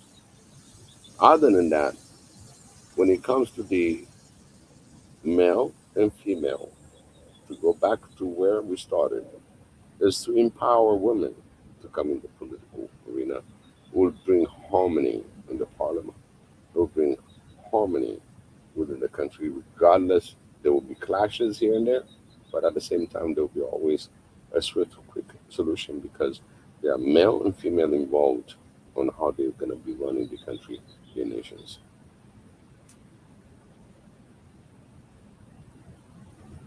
All right, Montezi.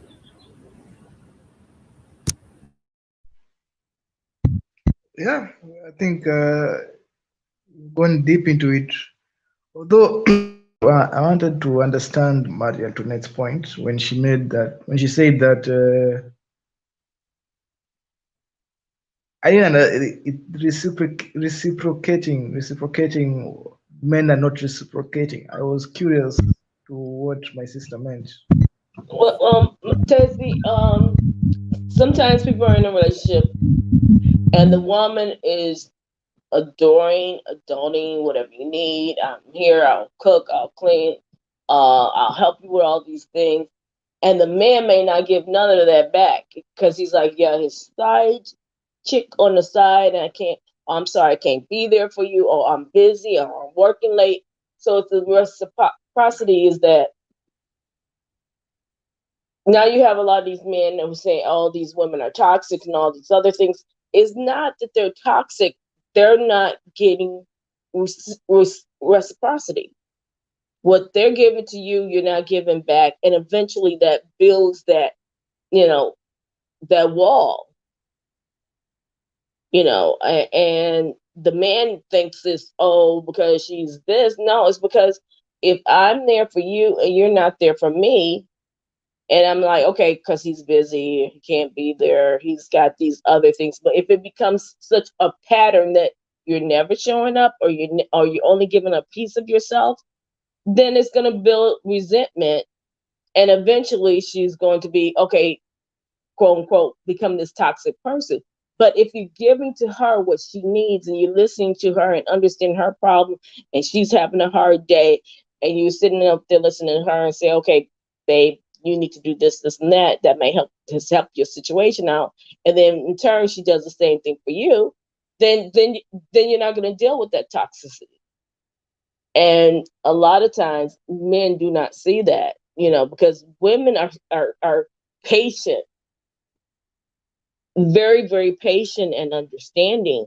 But then it comes to a point where, oh no, he's not changing. He's not giving nothing back. This is who he truly is. I thought he was this, but this is who he truly is. And then we become something different. So in many instances, the relationship, the woman you wind up having is the woman you created.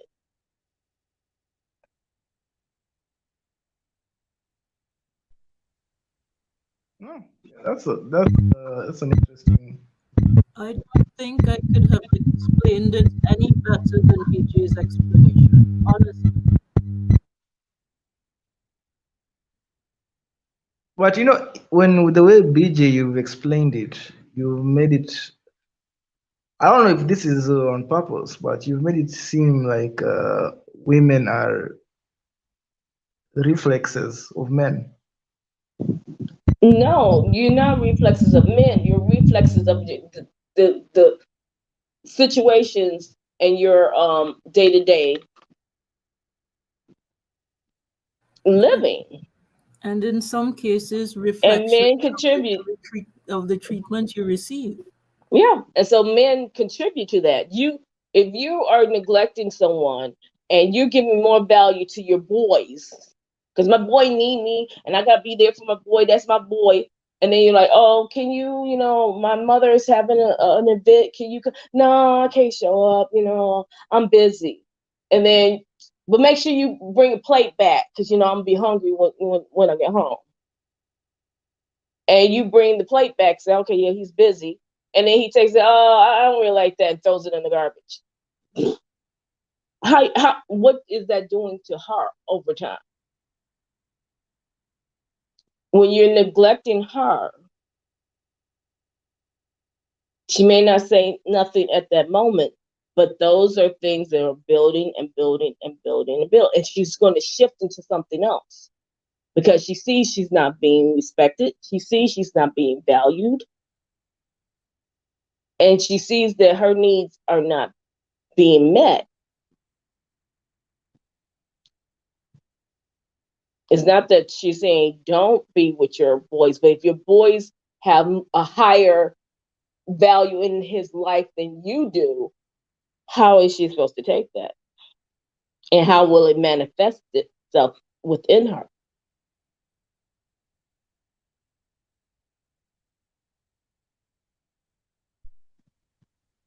Okay, so yeah, I can see the your perspective. Yeah, that men in Africa are not reciprocating what they're not reciprocating what the woman is giving. I think that if I get it correctly. But Exactly. but what they always do.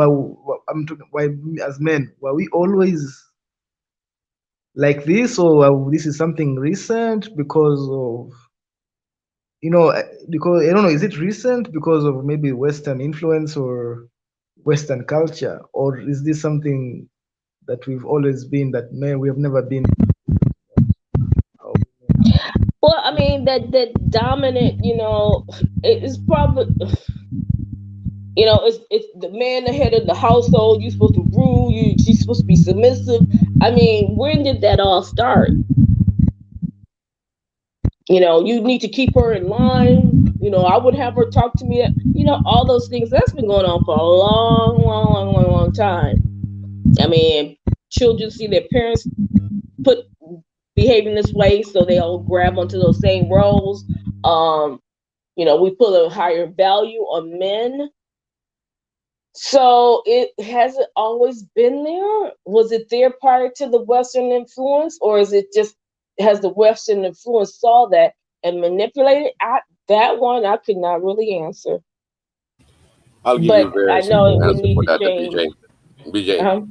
Mhm. I would say, okay, check your mother-in-law. Okay. In Africa, mothers always, and not only in Africa but worldwide, uh, they highly promote their sons. These are mothers, they're females, and they want a good wife for their son. Now, when you marry the male and it comes to the female side, the female side of the house also, they want to have certain respect. But there's a boy that comes in to marry their daughter. Okay. They get the dowry, they get all the things that they need to get through that process. But the mother-in-law, which is from the mother of the male, okay, is always there checking out, make sure that my son is fed, my son clothes is washed, make sure that he's sleeping well. And she gets all these lists of laundry to get done. And the boy is gonna listen to what mother said, and the boy said, "Hey, listen, this is America. This is where, depending on where you are, you cannot do that. You're not just gonna have to. No, no, no, no. You're my son." So these kind of ideas that was promoted by mothers, and each mother, if they got a one girl or two girls and two boys, they'll go through the same future. So with the two boys, she'll go a different way. With the two girls, she'll be going different ways. So this is something that's been done forever. Always a mother that has a boy into marriage. She's proud. It's like she's got this priceless son. But again, she's got daughters too. But the way they're gonna look at her son and the way she's gonna look at her daughters is different. So again, the male doesn't get an attitude without having certain encouragement somewhere. Sometimes I don't know if you remember, there was a word, in the 60s, 70s. Oh, he's a mama boy. Why you marry a mama boy? You understand? There was things like that. But again, when it comes to the male, also mothers also has something to do with it. His upbringing. But again, the way she's gonna upbring her daughters, she's gonna say, obey your husband, be good to your husband, everything. You understand?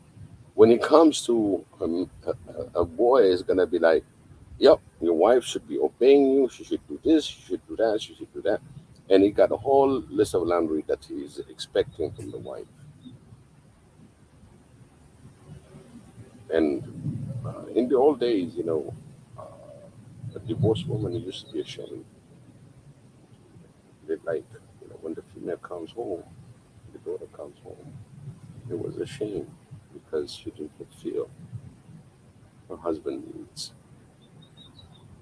So we're gonna have to revise that because this has been going on for thousand years, and something that would need, even with this new technology, with all this thing that we have, is still that's being practiced.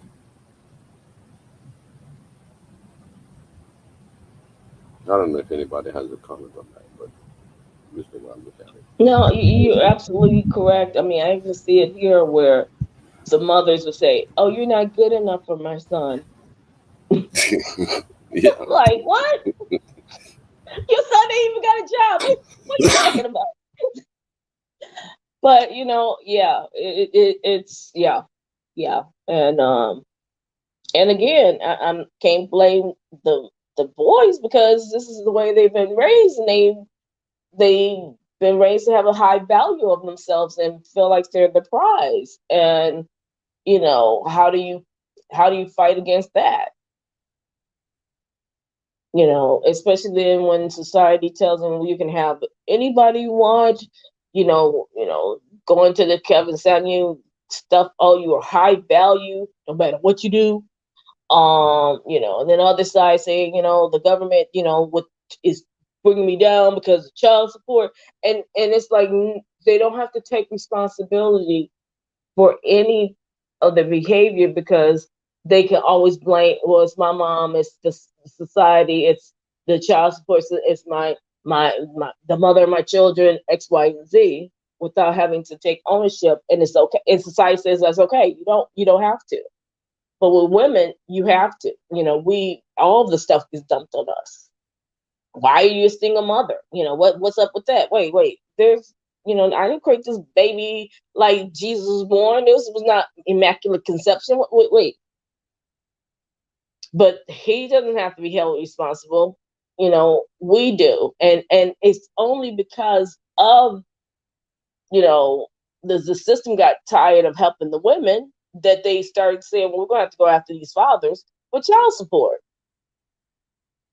And now everybody like, oh, the woman wrong because she's bringing the system and she's coming after. That baby needs food, milk, clothes, and shoes, And if you don't want the system in it, figure out a way to work with the mother of your children to do it a different way.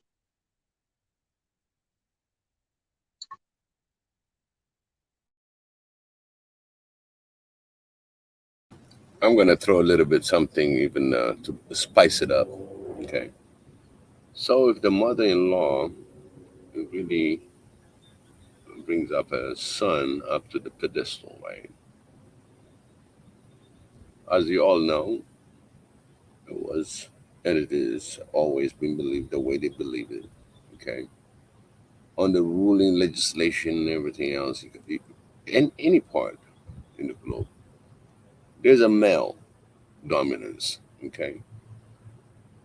And all these males have the same, even though they're not married to the mother-in-law, but they have mothers that are still promoting the same way. Oh, you shouldn't listen to.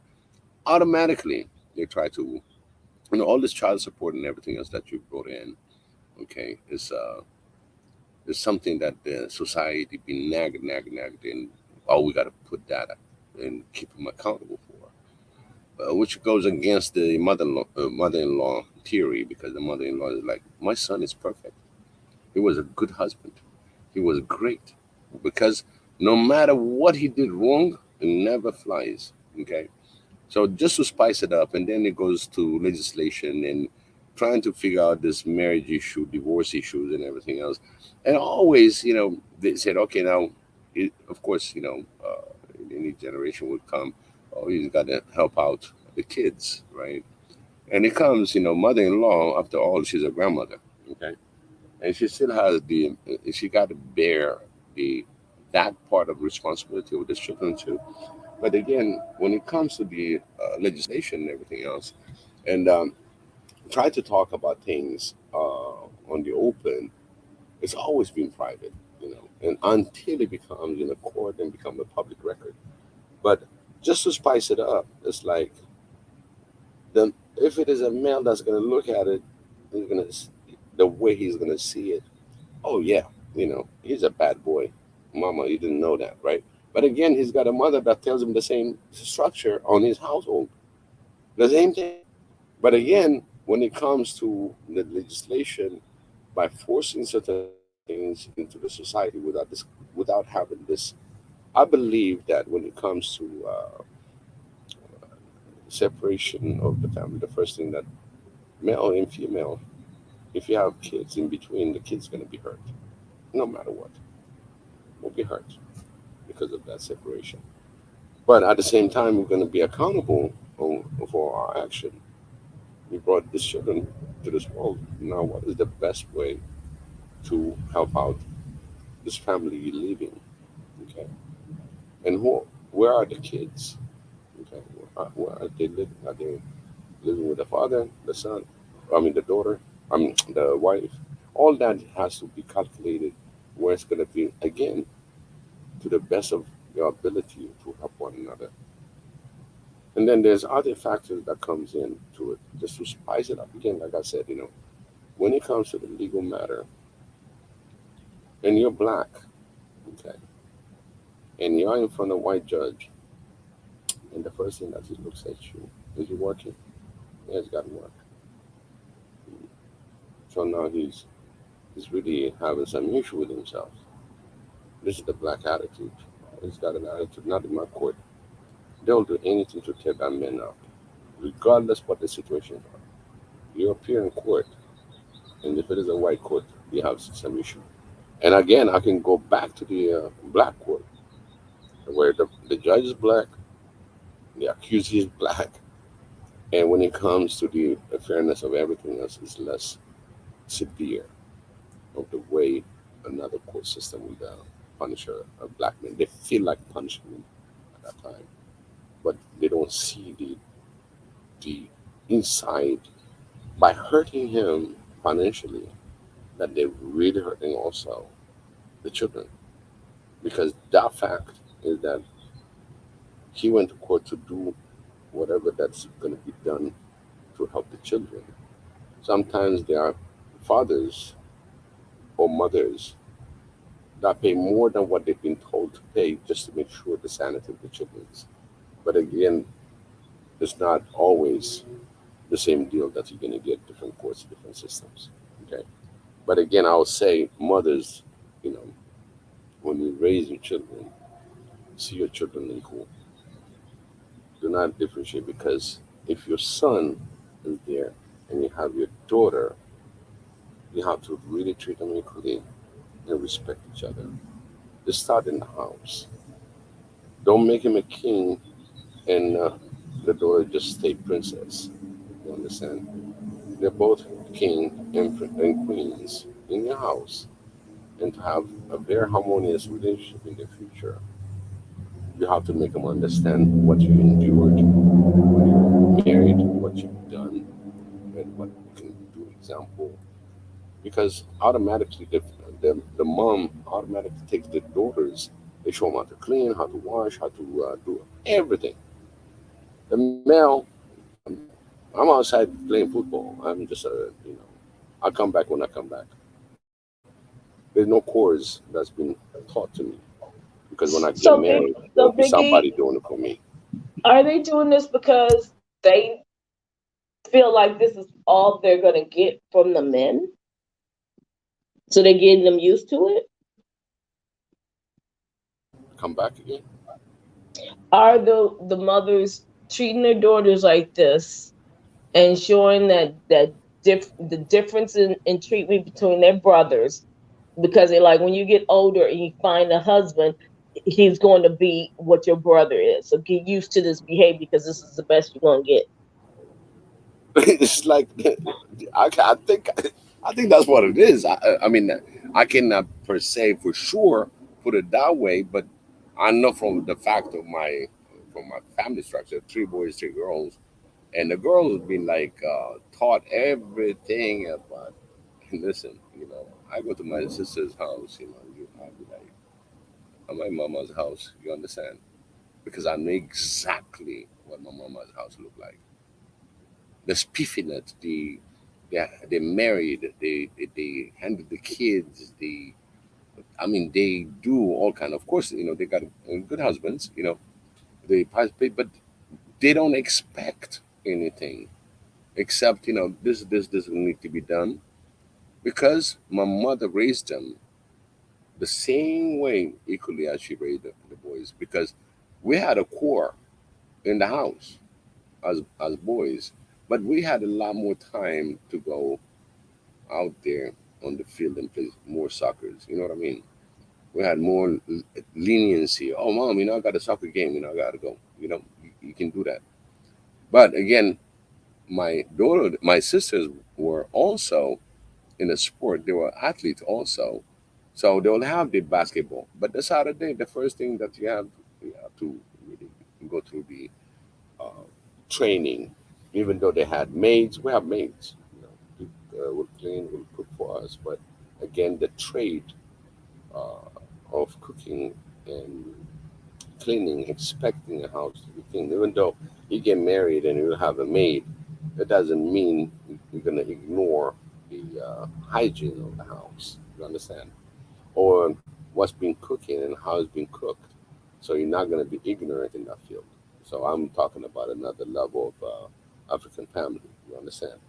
But again, both my parents were international workers. You know, they've been my mother on the French side, my father was on the American side. So everything that we learned in it was on the open is different. You know, my upbringing might be different, but at the same time, there are families like that have been brought back. But at the same time, mothers will make sure they train their daughters a little bit more different because I'm not allowed to go to the kitchen. But my sisters used to go to the kitchen and know how to cook and all that. But when I come into America, it's a different story. Now I've got to start cooking for myself. I'm single. You don't get a wife immediately. But the structure in Africa is when you reach a certain age, you got to get married. That's what the influence is. You got to get married. You got to have children. You know, just show me, you know, the day that I'm going to enjoy that my daughter, my son is married. That's a different. It's not really different. I think it's it's a global thing that you want to successful both your children to get married, have children, and all that. It's a parent wish. But again, inside there's certain cores that the female do and the male do. When it comes to plant to go on outside and dig, it needs a little bit more muscle. Yeah, we boys are called for it. We're gonna do that digging. Even though I have somebody else that can dig, but I should make sure that I know how to do that. But in general, I mean, if I'm mistaken, mom will take your hand, or maybe you'll be sticking around with mom that you see her cooking, or maybe you have maids, you see them cooking and everything else. It becomes like a learning curve at a time.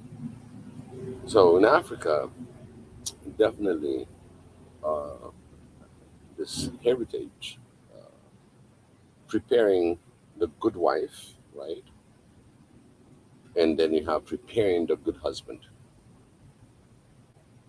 That's where we need to work on.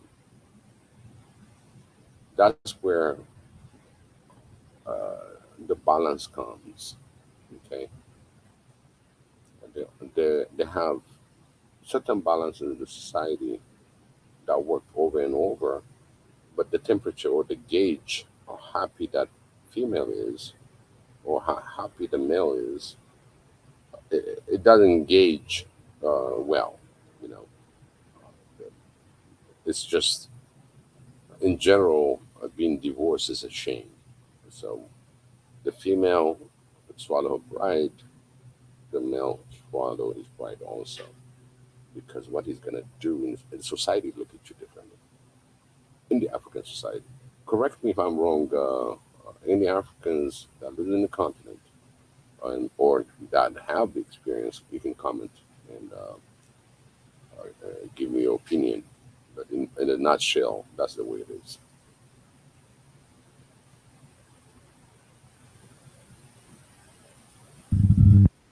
Yeah, yeah, I totally agree with you. But yeah, things are changing. Though, things are changing. It's no longer becoming as embarrassing as it used to be. You at least in Kenya, I can say that. But yeah, let me before we continue. Let me talk about what we're doing today. Today we're having a harambe in Kenya. The first president of Kenya used to say harambe, then the crowd used to say nyayo. So today, that's what we're having today. We're having a harambe. We are trying to raise 168 euros for the offices in Dar es Salaam. So guys, I like to thank the guys who have already donated.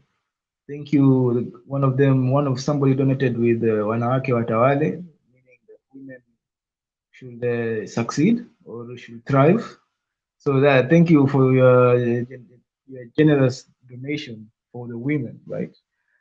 But yeah, so that's all One Africa is about anyway. And I'm happy even here in the panel we have a representation, and then and Mika has just said that we should have even more representation. So yeah, Jonathan is talking about that the youth, that there is a major lack of representation of African youth in the political culture of Africa. Yeah. And talk about the representation and African, talking about representation and African culture. That tells their sons to stay out. Oh yeah, the African culture that tells their sons how to stay out of the kitchen. Yet all the major chefs in African hotels and major restaurants are men. So what's up with that? You know. But I don't know. I think Because he went to the professional school. I'm going to school, mama, you know, and I'm But going to be the big hotel chef. Mama is happy. But while he's living in a house, he's not going to be in the kitchen. but the thing is that not more of the patriarchal society? Because again, like we're beginning to talk about the leaders and all the leaders are men. Anytime you're in that lead role, they're gonna push the men as the head, and now you have your team to tell them what to do. It's like you have that leadership characteristic. We can see you definitely be able to handle it, and then they will bypass the women from getting those positions, even though they're in there doing, a lot of the work, have been doing it for years, and they just get bypassed. And remember, Mondatezi, what I gave you is our society is growing, is changing courses. And when you have, in those days, okay, really, you can look at it even in the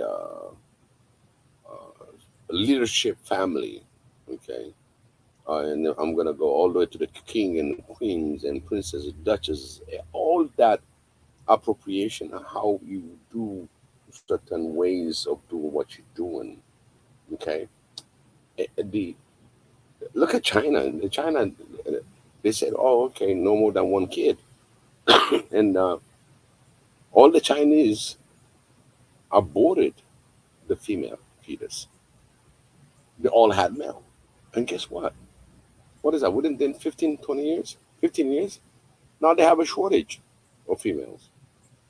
So in the same talk, when you look at it from what's going on now in the connected global communication versus the cultural rural. I mean, I'm talking about in the rural end, not the city, because Africa is still rural compared to really what you call. You got so much big city, the concentrated area, but on the outside in the rural end, these practices are still going on. They're still going on because the way they raised their boys, the way they raised the girls, had always been complementary. It was not really for abuse purposes. You understand? The purpose is they gave the male and the female a role. The mother-in-law it doesn't want to be mean to her daughter-in-law. It's just there's a formula that they've been going on for years and thousand years, and create a harmony where she comes from and from her grandparents they come from. You don't see female going and working some places that she's not supposed to be working while she's married. When she's married, she stays home. She raises babies. Period. There's no question asked. So she takes care of the baby. She takes care of her husband. But again, this mother has boys and girls, and the way she's gonna be talking to the boys and the way she's gonna be talking to her girls is different. And this is ongoing. But it had an harmony. It had a balance. Let's not look on some disastrous relationship, but at the same time, in the minimum, you'll see them being married for 70, 50 years, from 50 to 75 years actually, celebrating. They passed all that and they brought beautiful family, regardless of differences. Now that we have all this global communication, and you are so in the not understanding it, but this sounds good, and I'm gonna follow. And then you forget there's certain things that also comes along with it. You be tagged. At the end of the day, whether you like it or not, when a woman has children from her better half, there's a lot of responsibility that kicks in. Can she handle it? Yes, she can handle it.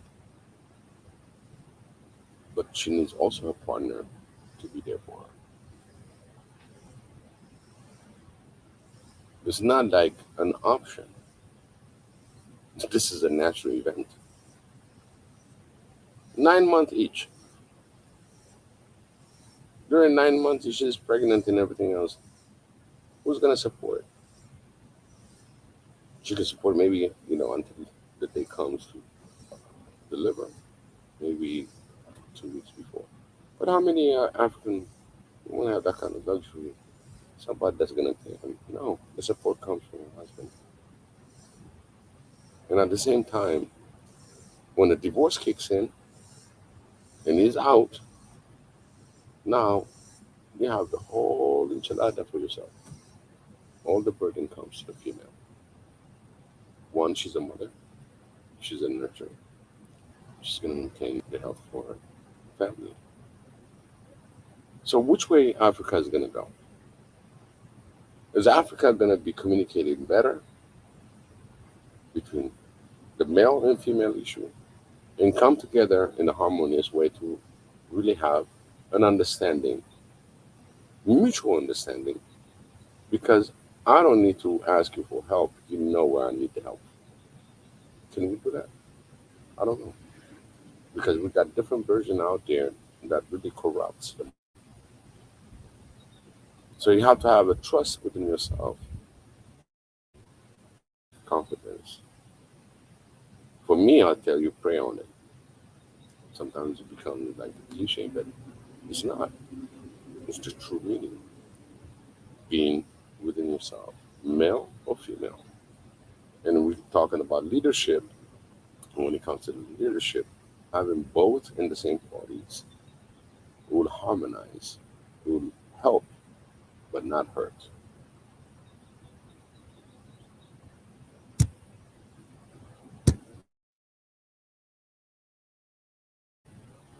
And that's where I stand. Yeah, and we have to understand that, and stop letting external forces define our reality. From the media to even our parents. We have to find what works for us, especially in this world is forever shifting with technology and all these other. Your time is not your time.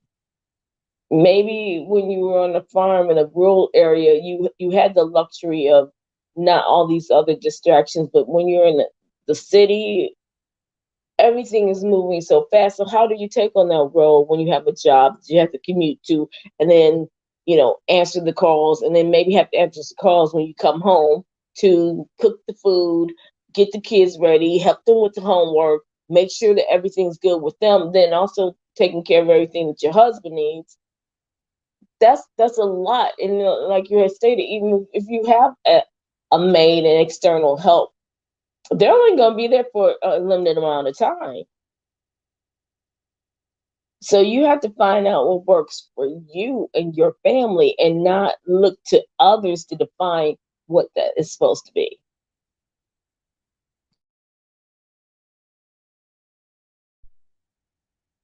Yeah, those are great. Thank you, BJ, for what you've spoken. Yeah. So let me see the comments, guys. I think guy, let me put it back. The banners. Here we are. We are still trying to contribute, trying to raise 168 euros for today, for tonight, guys. So and I also thank guys who donated. I have to thank my brother Matifi for donating 50 euros. That's a huge goes a huge way. Thank you for your very generous donation. I have to thank guys like Chanzan and yeah, all of you who donated. It's all appreciated, and yeah, and it will, and you will see the results of our work or of your donation. So yeah, and I think Jonathan has made an interesting comment here. That's my point. While she toils in the kitchen, it is her place, and not to take. It's her place, but not to take on that on as a profession. I think he's just alluding to the disadvantages of. I don't even think it's a disadvantage. I think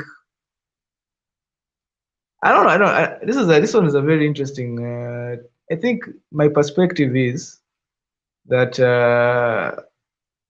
and also Biggie, you've alluded to this that when a woman cooks in the kitchen, right? When she's at home and she's cooking for maybe her family or her family, drives a different utility than cooking as a professional. But I don't no, know. I but don't. if it's her love to cook, then that's her love. So it doesn't matter if it's, of course it's going to be more to her if her family loves it. But if she sees other people loving what she does and she can be creative in that kitchen, that just builds her up even more. That gives her more freedom and a chance to soar. So then when she goes back home, he's getting a better version of her. Versus this is the only place I can show my skills and my love is what I do for my family, and but no one else will be able to experience this unless I give a dinner party and they come over and they see how great I am. But my passion is to be able to do this as a profession. So she's sort of, limiting herself. Okay, I think you're right, BJ. But in Africa, I'm going to speak for Kenya. I see a lot of restaurants are actually around the women. I see a lot of women here. In fact, if most cooking businesses like are usually run by women in Kenya. I see a lot of. If you just go to any restaurant, you probably find the chances are probably higher that you'll find a woman who's running the restaurant than a man. So maybe I don't know. Maybe it's just men. Maybe okay. Maybe if you look at the high end restaurant, you might. I don't know. It might demographics might be different, but I do think a lot of women, in fact, to start if they entrepreneurship. I think a Hey, lot of them. Mackenzie, your mic is kind of something is But grounding. it's choppy. This is a grounding sound. There's a grounding. Yeah, it's like, like Hello. Oh, hello. Hello. Yeah, it goes wooz, wooz. Let me see if I. Let me see if I can.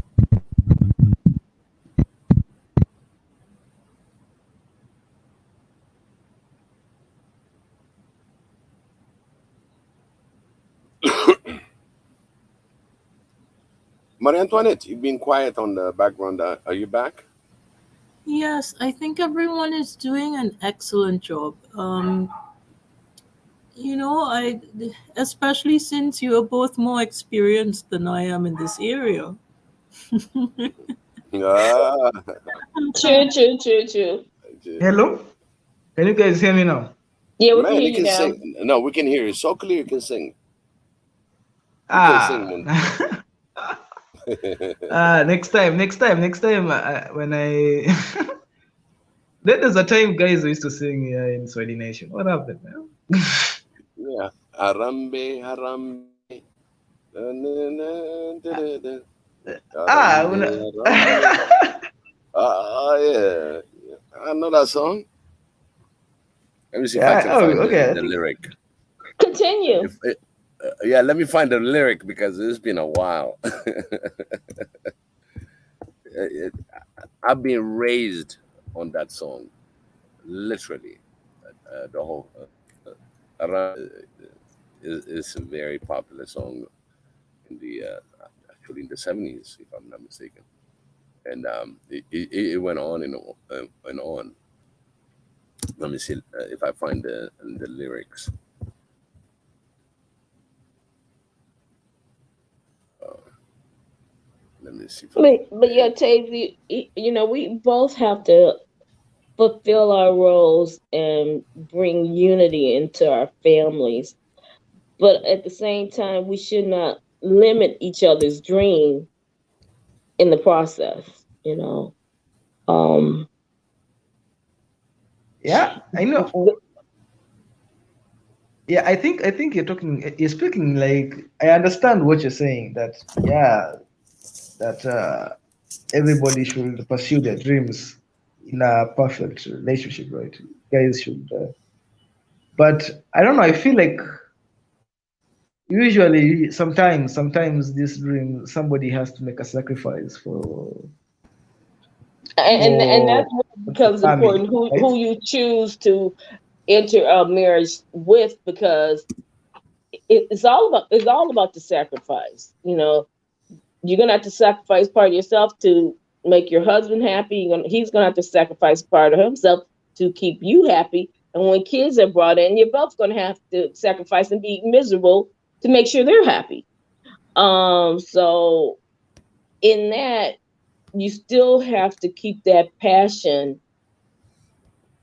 and that support in whatever kind of way, that you don't lose yourself and become resentful and bitter in the process, and not get, lost in the clouds by what you're seeing on a TV screens on the outside of a false reality of perfection, and say, well, why don't I have that? Why is my life? Why do I feel like this? This doesn't, I don't need to be with you because you're taking everything from me. Instead of saying, in the past years prior, I would really like to take a couple of classes and maybe do this part time while the kids are in school, because this is my passion. But because I didn't speak up, now I'm resentful by the time, you know,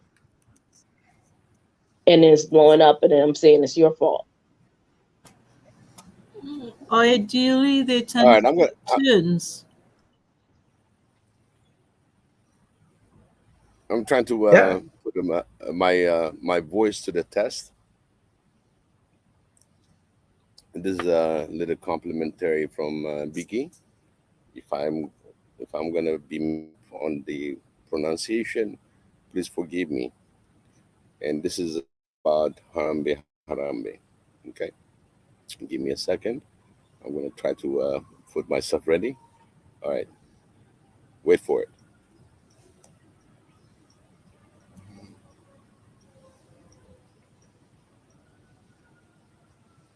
Harambe Harambe, tumi be ramolda. Harambe Harambe, tumu be pamoja. Harambe Harambe, tumi be pamoja. Mujhe bhi sare kali da lama ke chau pu mata tata ke walisa ke nem tu mata tata ya chap tu mata tata tu okay.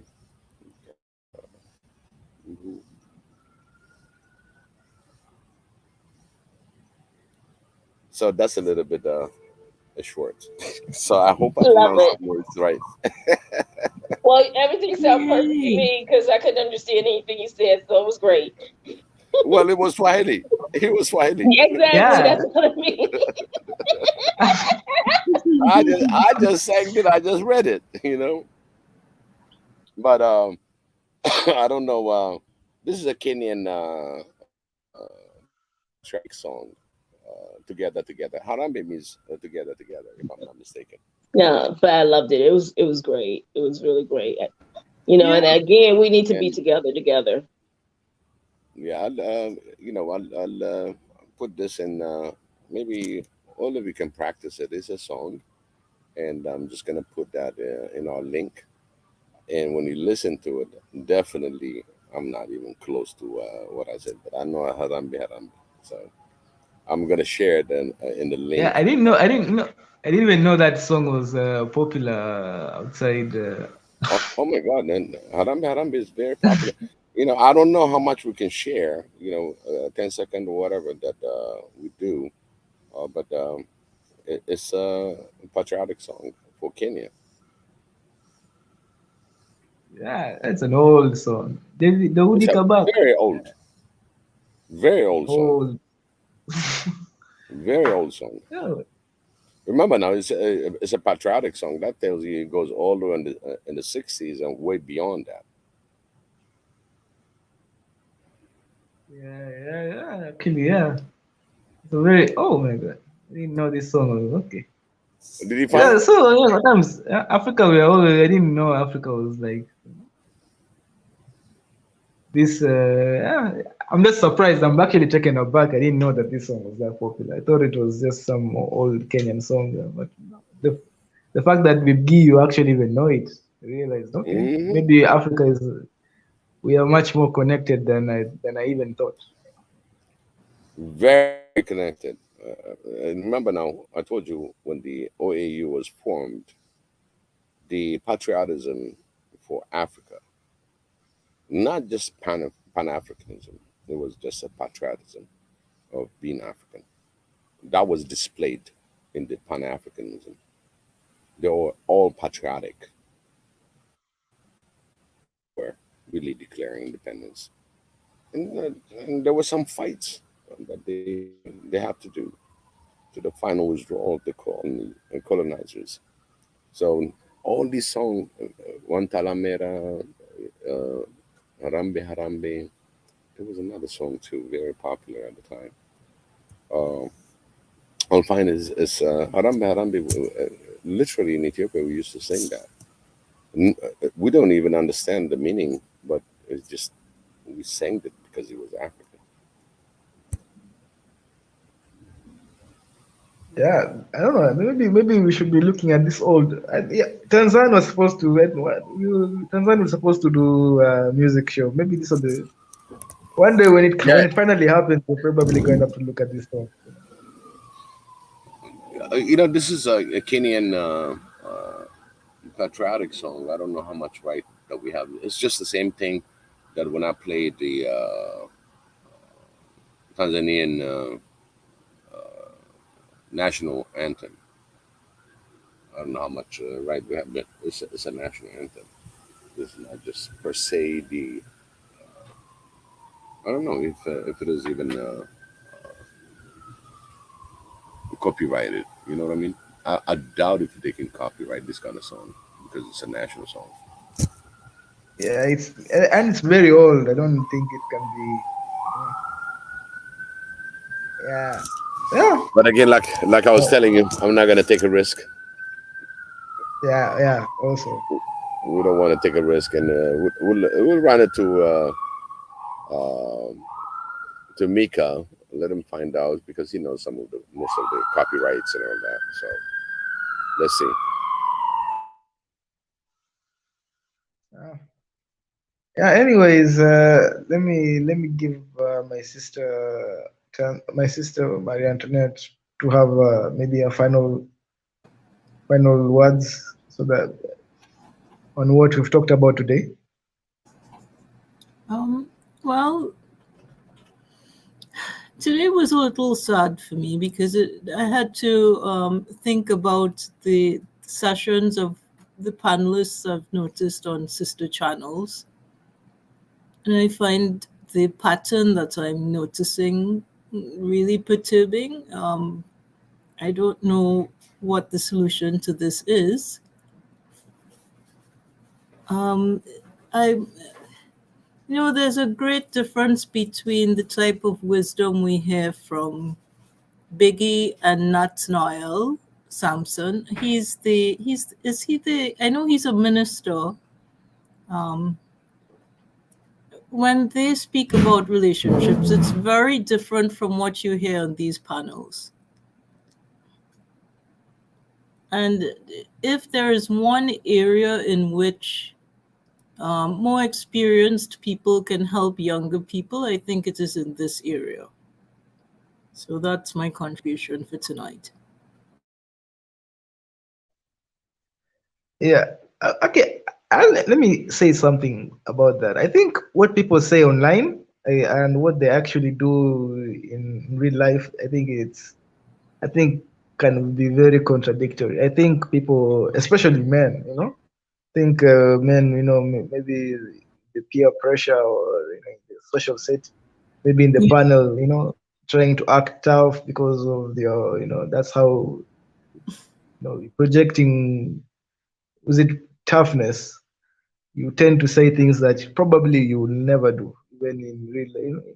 That's why a lot of these guys who talk like that, maybe in panels, then in real life, probably the sweetest men, so so so I don't know. I wouldn't take those men speaking in a panel full of men trying to show that they don't care about women or they do this to women. I think it doesn't really transform into what in real life.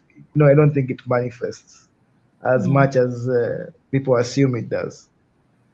I don't know. I might be wrong though, because maybe things have changed. But I remember when I just people. I remember seeing guys say these things and not really put them into practice. It's just words, maybe in an invisible panel, right? But I don't think it happens. I don't think it happens. But I may be wrong. I may be proved wrong. Okay. Thanks, Monditazi. I'll put Yeah. one thing that Monetezi, I don't know if I'm gonna put it on your show or a Tanzan show, is about neglect. Okay,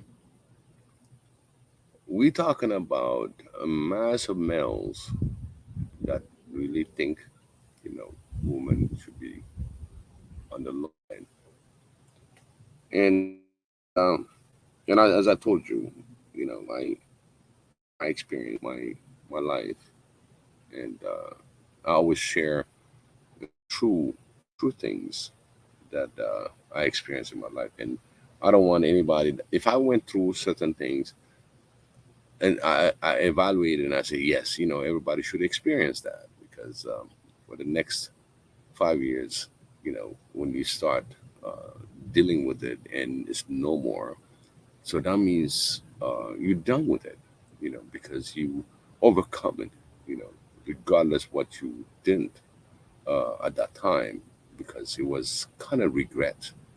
Why did I do that? And then when you, instead of ignoring it, you're just going to go back and analyze on what you did, what step you've taken, and it landed on a failure. Failure is a learning curve. On your failure, you say, okay, now I'm going to refocus it and bring it back again, and then you review again in the next 5 years, and then that's when you say, am I out of it? Or did it repeats again? And all these experiences, as you evaluate yourself, in 5 years sequence, um, first you got to give your dream from the age you are now to whatever the age you project yourself um, in life. Who am I? What am I supposed to be doing? All your goals and everything that you can set. Maybe you're taking the wrong goals because things that came in, and it was very deep and very uh, involved, but it didn't go all the way through to go to the library and get your books and try to figure out on what it meant. So that means it becomes a neglect. A neglect is an infection, okay? And that infection, if you don't deal with it, it becomes a disease. So Your next small discipline to change all that is I should, I could, and I will. These are small disciplines. For anything you take, any sister tubers that really said something that's so negative about women. And it's a natural creation because women didn't come from the sky. Okay? They didn't just appear. They've always been in existence. So now, those of you on any particular panel or particular life that you live in, if you neglect the women and you're not in any partnership, you're just gallivanting instead of being elegant and full of gallantry, then you're going to question yourself next 5 years doing the same thing over and over. Because this is not something you can neglect. Like I said, it becomes an infection. And that infection becomes a disease. So all your attitude about the female is diseased. It's not infection anymore. The first time, okay, 5 years you can deal with it on how you're going to approach things and how you change things. But don't cry out there and say, oh, I wanted a wife, I want to have a child, I want to do it now. Because now from infection, it becomes a disease. So now you got to cure it because you got to say, I should, I could, and I will. That attitude will bring you in a different way because now you're going to understand what female is about.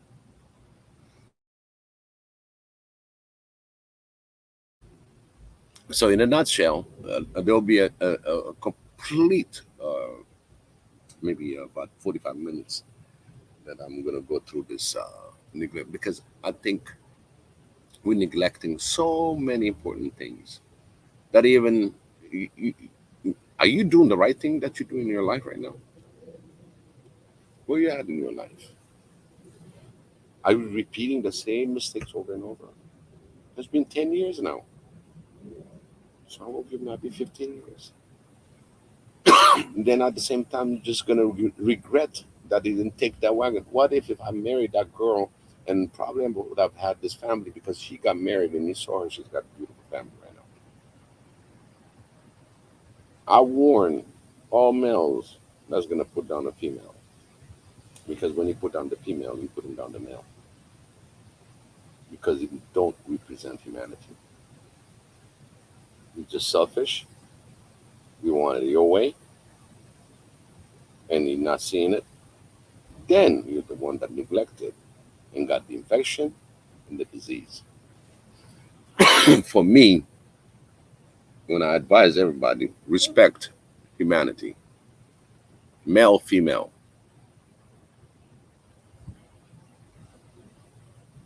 We male can walk naked, but the female won't. She needs to be covered. It's not that she has a good body. No, it's just her nature. I've seen it in different open waters. Females on one side, males on the other side. Total respect.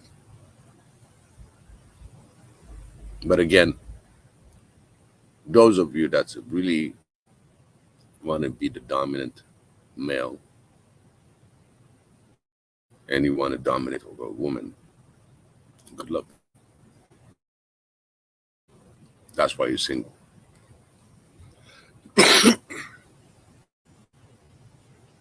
You have a self-respect to celebrate a woman.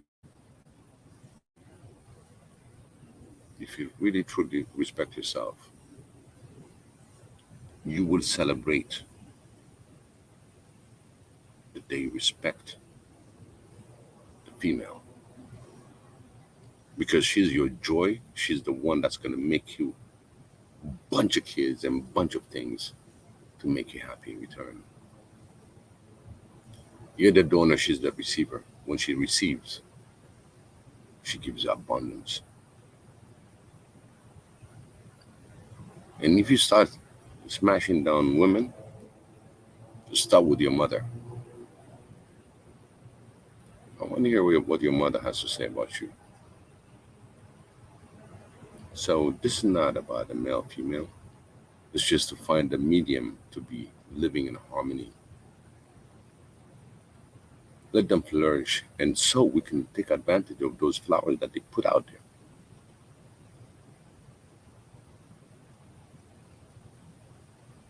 It's not a feminist movement. This is about beauty.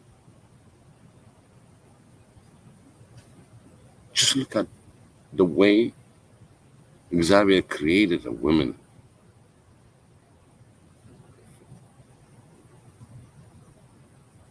It doesn't matter what shade. For me personally, I think it took a lot more time to design a female more than a male. Even in our thinking. And then he places this beautiful thing, so-called womb. They're the one that's going to deliver the future. Then you got the audacity to bash in a woman. Shame on you. Then you don't understand life. Now you're infected with neglect.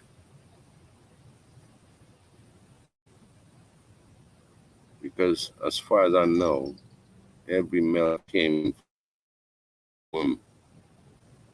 As far as I know. And that woman there. 9 months, 6 months, whatever the time it took you to be in there. Now you're gonna bash in the female? What do you know about them? Because if you knew, you wouldn't be out in open air bashing their name, their being. For me, I love my sisters, I love my daughters, I love my mothers, my cousin females, all of them. Respect. May Xavier bless you all. May he bless your womb to give us better leaderships, what it was intended through Xavier. So, this is what I have to say for today. Do not neglect, undermine our female sisters. They had a lot more to offer than you do. You cannot even sweat one child if you even went through the labor. I know that. So let's respect each other. Let's grow together. The key is respect and communication.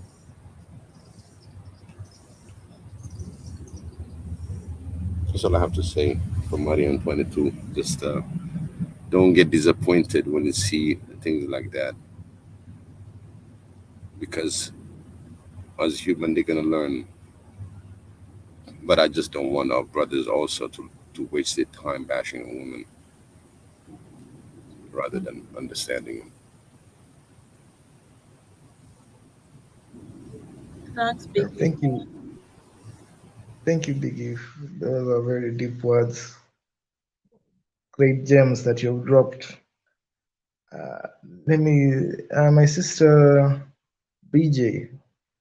What about your what about your 2 cents? My 2 cents. Okay, I would say slow down. I think on both sides we need to slow down and find out what do we truly want and what do we truly need. I would say we need to slow down to see the flaws within each other and determine, can I live with those flaws?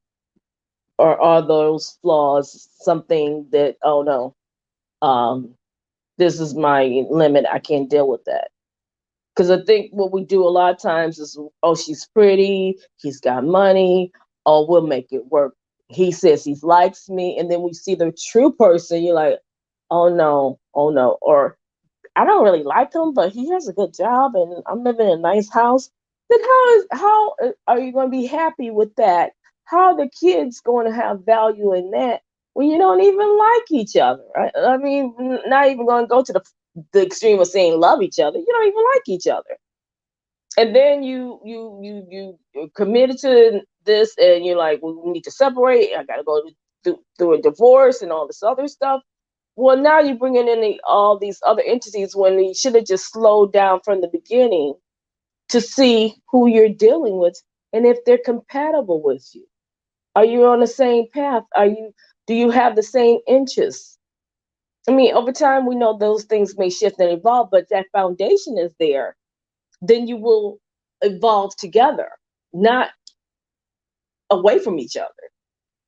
I think people rush and put value in all the wrong things when that value should be in each other. I'm so sorry, Maria Antoinette, that you had to experience that. It's like it's it's people. It's like the gang mentality of yeah, let's just pile on all this negative energy, and people just don't realize that negative energy is draining. Life is draining by itself. People don't have time to be harping on Nene done did you wrong, and so now every woman on the planet has to pay for it. Figure out why Nene did you wrong and talk to Nene and deal with her on all your issues. Don't be climbing on the whole population of the earth. So again, I'm so sorry, Marie Antoinette, on that one. But some people get off on negative energy, and it fuels them. And you just have to step back and say, "That's your issue. I'm not claiming it," because we have to figure out a way to find value in each other and find things that value you. Because like what Nanette and Big E has, that's the dream for most of us, but we just do not know how to find it. Because it's like it's almost an impossible task because we don't even have the tools anymore to communicate with each other. And we have to communicate not visually, but spiritually and verbally and find out, are we on the same page? Okay, there's my 2 cents. You guys take care. Thanks, Biggie. Thank BJ. you, BT. It's well Those said, were very, BJ. It's well said. yeah. And for the thing that you ask, I'll tell everybody. This is the time of the year. Actually, it's an open. A lot of people go on the spiritual journeys and stuff. Everything that you put your mind into, we all have transmitters. Okay, those transmitters, they transmit what you want in your purest heart on what you want, and feel it emotionally like you have it, because that's what you're going to receive. It's a focus. It's a time to clear everything. Like I told you, when I went to those mountains and I found the sound time where I have to put all my prayers. It was not a pilgrimage. I was at work, but it just found the moment in time to deliver this uh, prayer. So, like you said, slow down. You have the purest form as human, spiritually, physically calm. You put your wish with no if and but. Don't even doubt how it's going to come. But this is what you want. If your mind is set and you receiving it as your emotion say like you have it, we can do a lot more greater things. It's just we got so much chaos And we got so much noise in our mind. Your mind wants something, your emotions tell you something else. It's time now to put your mind straight first. Cut all the noises. Put what you want. This universe, the way we create, look at the birds, look at all the animals, or look at the plants, the way they grow, it's just incredible. You didn't do nothing. They just grow. So that means why not us, that we are the one that is the kings and queens over this dominion, not having what we want? Are we looking into the wrong places? Are we putting our mind in the different thinking? Maybe we'll give up before we even put ourselves in line to what we want. So we got to cut down, like you said, we got to slow down, right? We got to cut down all this noise. It's like clear everything as much as possible. So that can be achieved by meditation inside. Relax. Stay away from YouTube. Stay away from any other channels or whatever the other channels that you probably read books, whatever. Just close all that.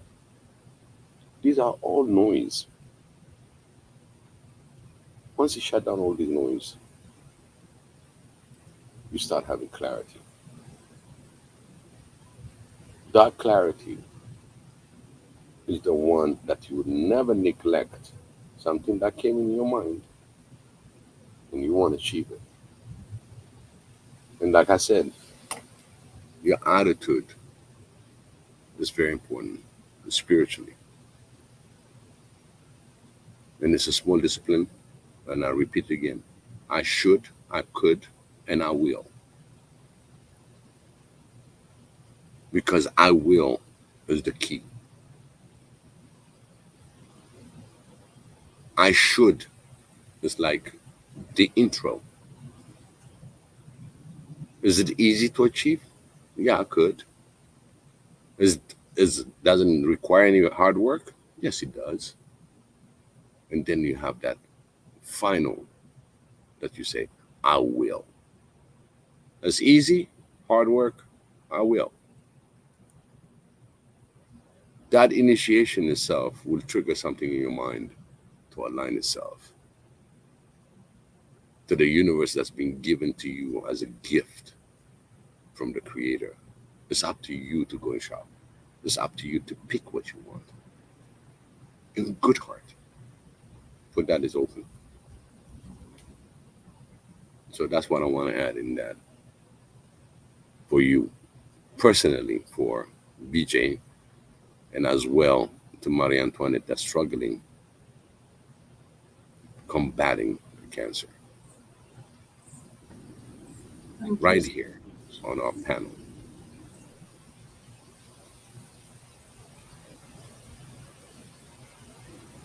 Thanks so much. Thanks everyone. You're very welcome, Marie Antoinette. Thank you, my brother. Thank you, BJ, for joining us. Thank you. Yeah. Thank you, Enetan. Thanks to Tanzan. Thanks to everybody, Marie Antoinette. Thank you. Even I think I've already thanked BJ. Thank you. Yeah. Thank you, even Mika and Pastor Ezra for joining us in the beginning of the stream. Yeah, and everybody, there's Tony Kum, and Intruder 6. Yeah, thank you guys. I'm just going to One Africa. finish. Thank you, One Africa. Thank you, Swahili Nation. Thank you. Yeah. Thank you those who have viewed us, and thank you who are with us, and thank you to those who have contributed to our Harambe. And yeah. Thank you to you, Mandatezi. Thank you, Mika. You're here. Oh, thank you, Mika. Oh yeah. So yeah, let me give. Okay. So, Mika, you heard me singing. You sang too? I was here, but I guess I might have missed when you were singing. I did Harambe Harambe. Just a short. Harambe, Harambe, yeah. Yeah. Tuimbe pamoja. It's a very good song. Yeah. You see, I I didn't told know you it Nika was knows the song. popular.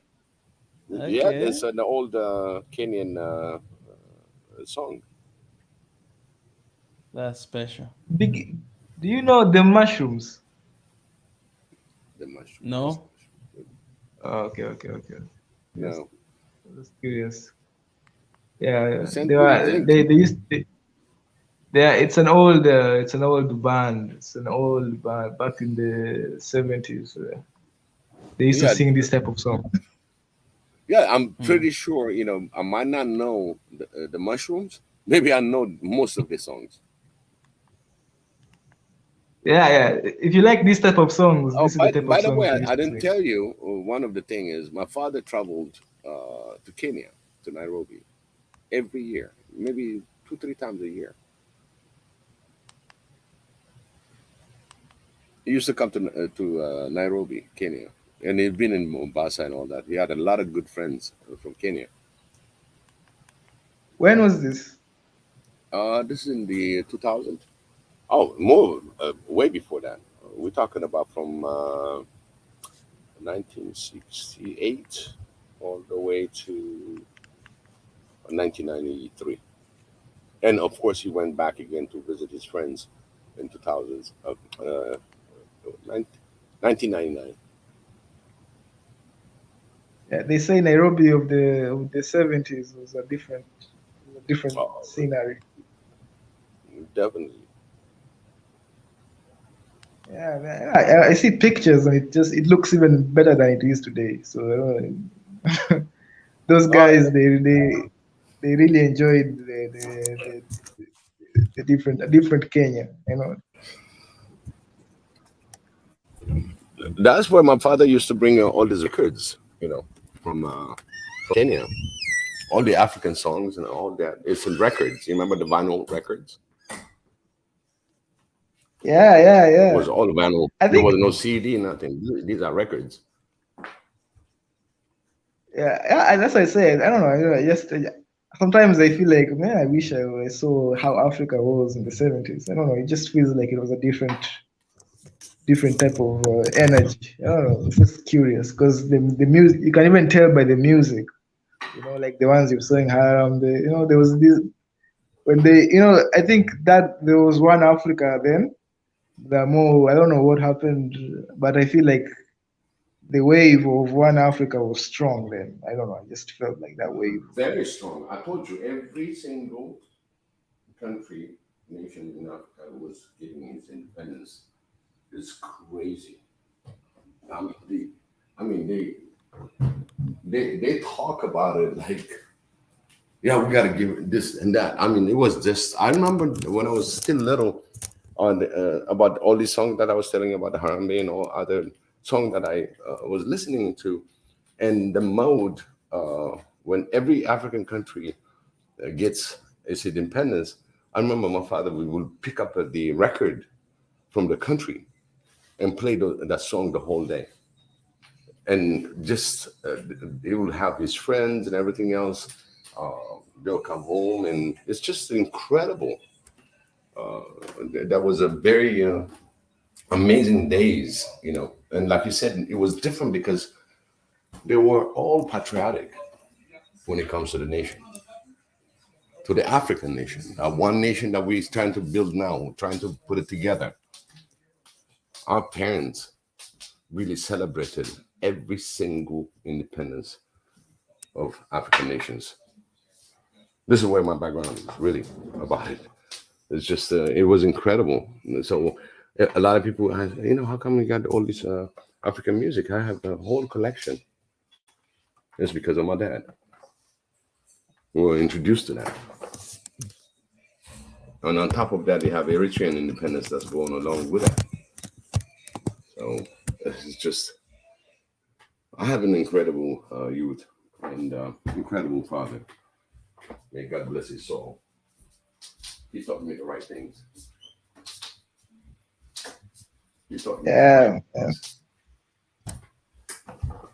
Yeah, we should also do that. We should also have that type of show in the Swahili Nation where we just go through time and just see because there are plenty of probably material on YouTube, probably even video footage of just how things were, you know, how in the 60s and in the 70s in Africa, just that wave of independence, how people used to work, how people used to just go about their lives, because everybody who talks about that time, just they talk like it was like it was a great time, like like it was a different time for Africa. It was just Very different time. yeah, God. Very, what was it? In fact, I've tried, and also the Kenyan will come to Addis for meetings. And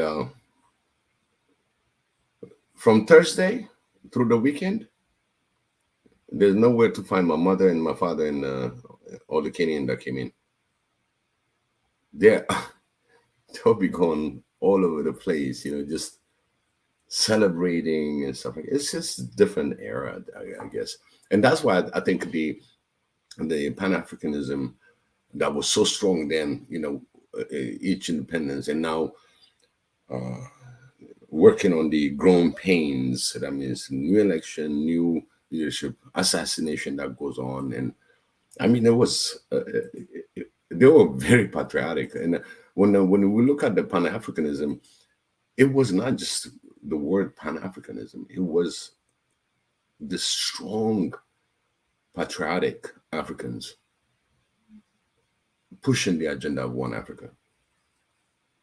That's the one that we got to capture. That's the one that we really understand what it really meant at the time. So it was not just a word, it was actions. They were working on different things. And they don't have internet, they don't have, everything that we have right now.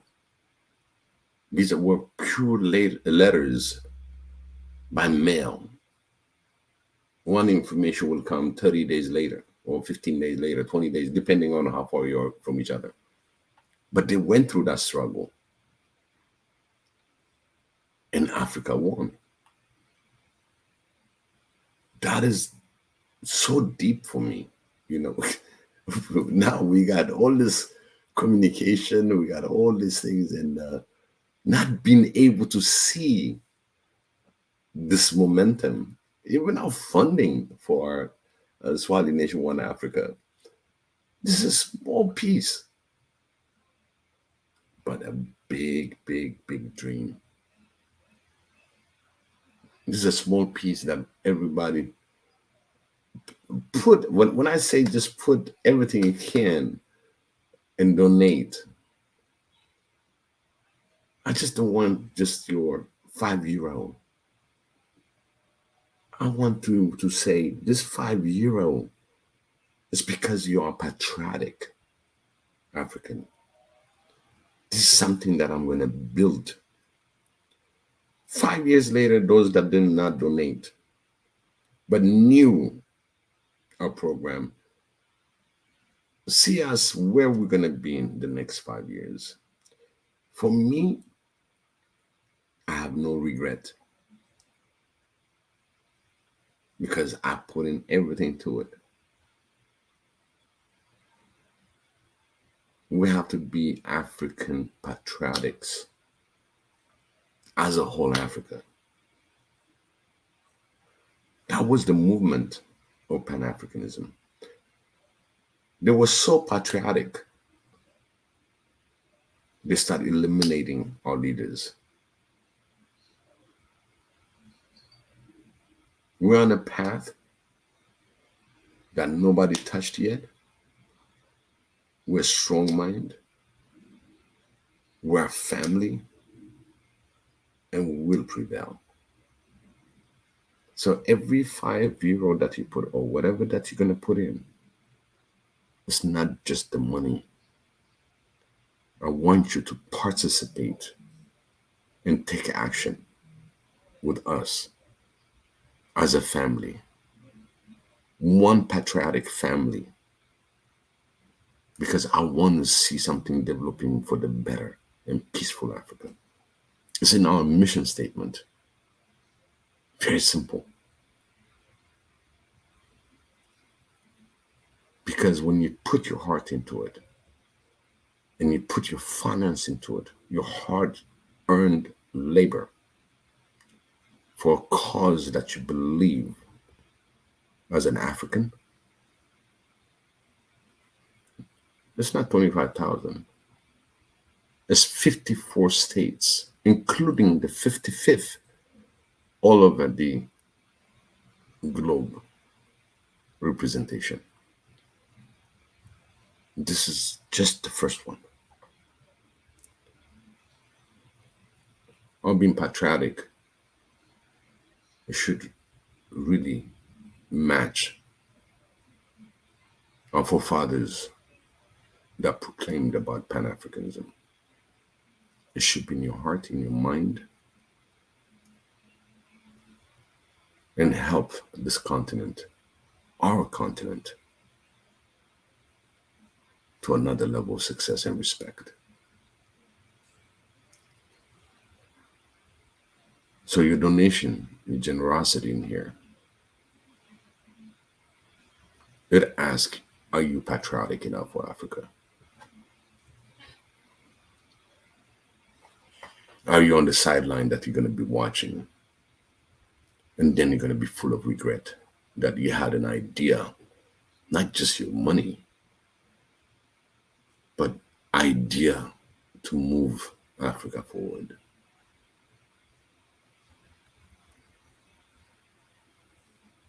It's inside strength. Believe. When you stop believing, you start moving the mountain. And here we are. Swahili Nation Africa. Mika created it. Showed the vision. Still working hard. Because there's no easy peasy. It is easy. I could do it. So if I could do it, all attitude should be, that's where we're supposed to be.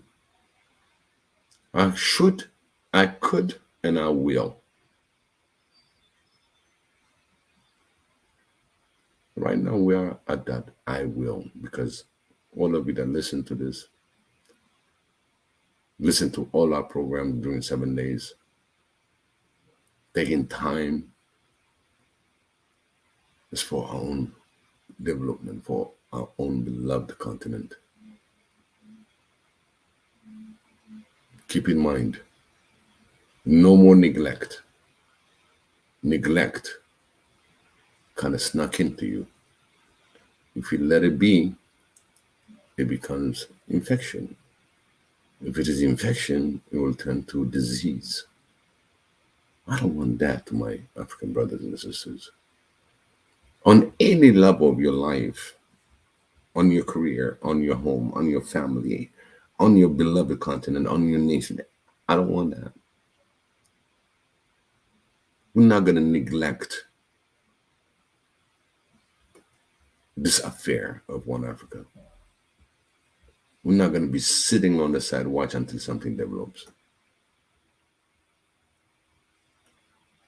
The other thing is, in order to move together, we all should have our own self-respect. Respect yourself.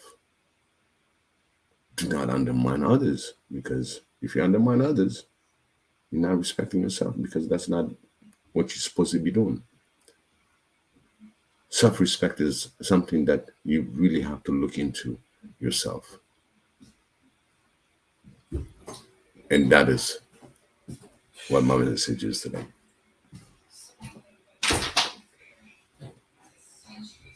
Sometimes, I look at a few things on how knowledge is not enough and needs to be paired with action.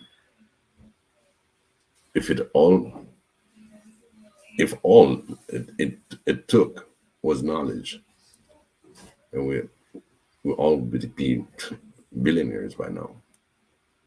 And for those that believe in that, then you'll have six pack too, because we're not sitting. So our knowledge also got to be paired with action. I think I said a lot of information that I want to have a whole program that I'm going to go through these. But again, Mundatezi, I really appreciate that you gave me the opportunity to voice myself and pass on my 2 senses. Just be proud African.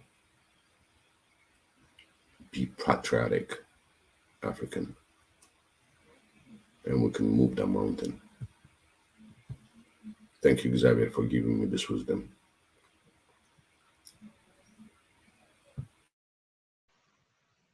Thank you, Biggie. I think close with the finishing prayer, unless my internet, do you have something?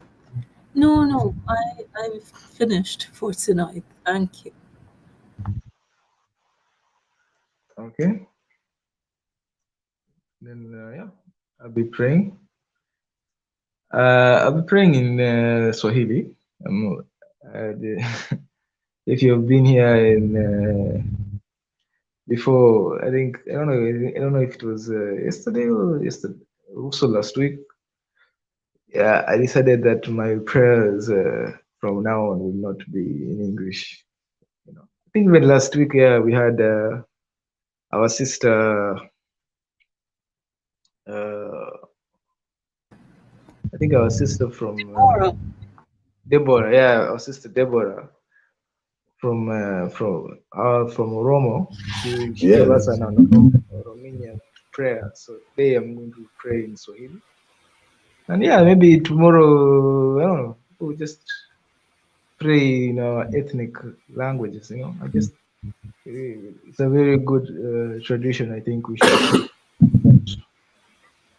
So yeah, let me pray.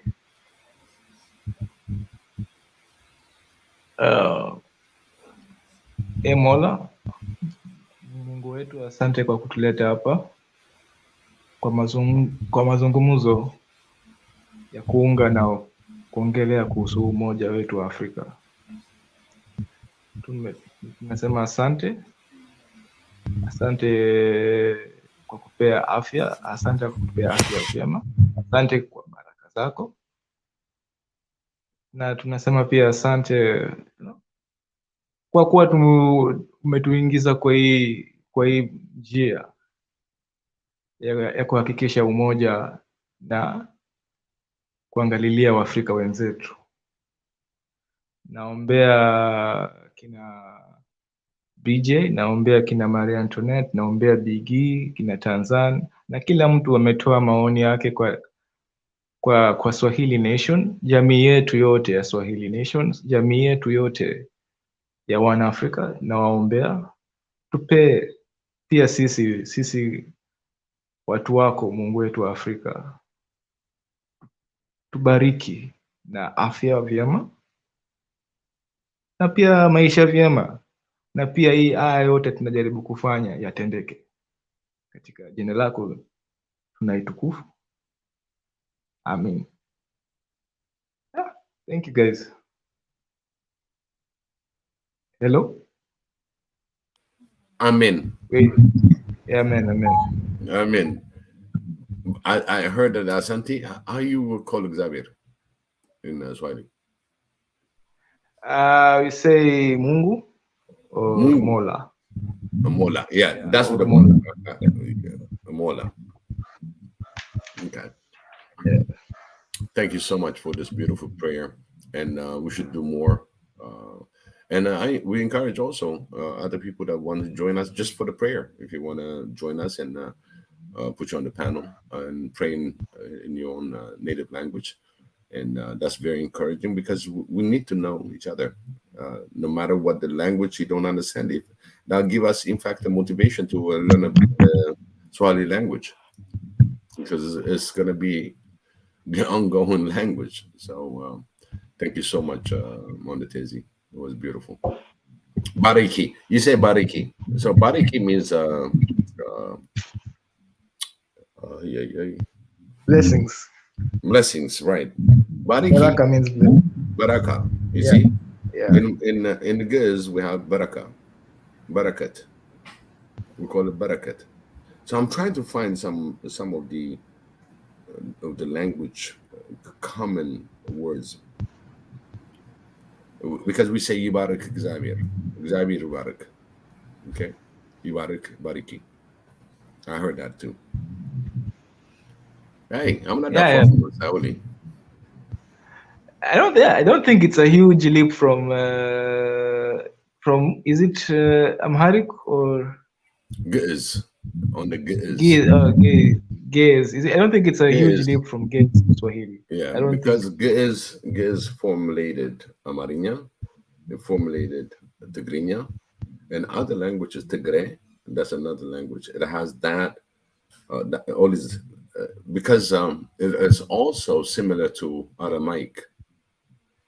So some of the Aramaic speaking now in Syria, there were one Ethiopian and a Syrian that spoke Aramaic, and they were comparing words that's in, should be calling out a word in Syria in Aramaic, and the lady from Ethiopia was responding, say, "Oh, it means that," and it was so similar. And I also we go along with the Hebrew. Hebrew also have similar word because a lot of people kind of got confused when I was in Israel. I was listening to them, and sometimes I get involved with the language. I never translate language. I just respond to what I hear, and they were very shocked that Tigrinya was very close to the Hebrew because of the is. So now Ibariki, when you say that, I just want to find out more of the structure of the Swahili language. It should be a good curiosity for all the Ethiopians, those especially that speak that understand is Amarinya or Tigrinya. It should be some kind of trying to to line and see if some words really match on what we know. Yeah, yeah, probably, yeah. I think sometimes we battle, we stress our minds, and maybe there is some academic somewhere in Africa probably has been doing a paper about it, and probably I don't know. Sometimes it's just when you Google these things, I came to realize that we need to also appreciate our academic community in Africa, because I don't know, somebody might have just written a paper about it, like, and maybe just lying there in the internet waiting for somebody to discover it, that he did all this research about maybe between Amharic or Swahili or African languages, just waiting to be to be Yeah, found. the more you go into the border, okay, it's just like the Tex-Mex, like at the border in Mexico and Texas. There's a language that was created between the Latin, which is the Spanish, and the English, and they call it Tex-Mex. So you're not speaking Spanish, but at the same time you do, but at the same time you're speaking English. So they call it Tex-Mex, Texan Mexican. You know what I mean? So on most of the border, you're probably gonna find a common language in there. Yeah. Also, we have to remember that there was a lot of trade in Africa. So Oh, I'm sure there has to be, if there's trade, that means there has to be like a common language, right? For people to I think the way I look at communicate. the future language of the world, okay, is going to be so mixed because people are really borrowing words from one language to another and make it their own, not their own, but become part of their slangs or their own part of language. Like the word finesse. Finesse is a French word. Uh, is is also used within the English now. But it's a French word. there are very common words that are really integrating. And in fact, there was one movie that the people, the language that they were speaking was French, English, and some other countries' language, but they all spoke the same way. You cannot, but we catch some of the words, but it makes sense because we we're global now, right? So everybody's interconnected. So the language also, and the writings that you're gonna pick, like cliche. Cliche is a French word, but it's been used through the English word. Okay. Déjà vu. Déjà vu is a French word, but déjà vu is already used in the English language too. So it's going to be intermixing, especially Swahili, since it takes all that coast of the Eastern Africa, the Horn, and going south, Tanzania, and going all the way to the northwest. So that, and then you will find some migratory trend that they had in the past, and maybe we're going to discover more of our heritage, our African heritage.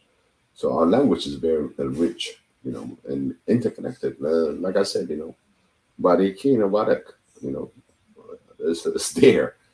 Uh, so I think we'll probably have a little power of 20 minutes in having the different languages and throw some common words and see where they are interconnected. Is it something that you copied to use the same words, or if it is, we got a lot of groundwork to do. I put it that way, monetizing. I don't want to extend Yeah, yeah. the hours that we have. We're already at 3 hours and 41 minutes. But I really thank you again, Monetezi, for the beautiful prayer in Swahili. And we should do more often in different languages. And that'll be great. Maria Antoinette, always, I want to add, I don't know if he said it in Swahili, but may Xavier also give a quick healing to Maria Antoinette, to Sounds Kuku, Dr.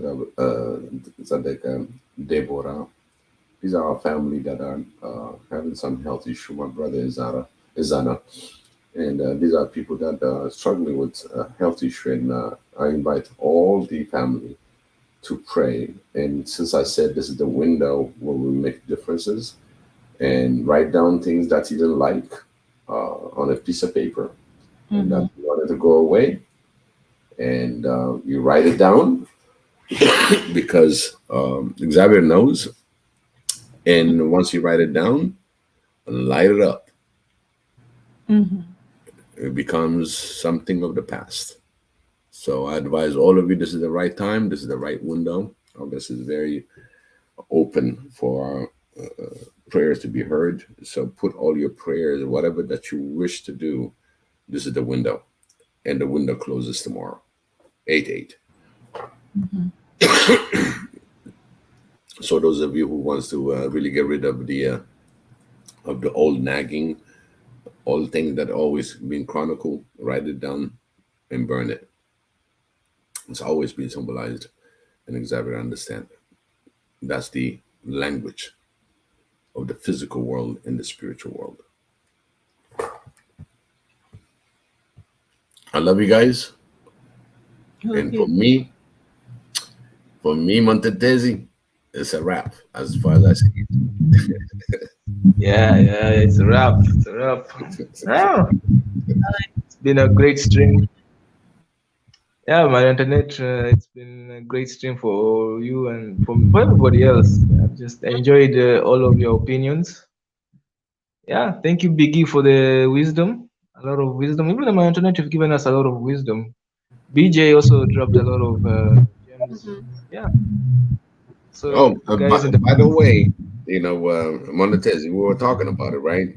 And even Mika mentioned it, is that BJ and Marie Antoinette, very active co-host.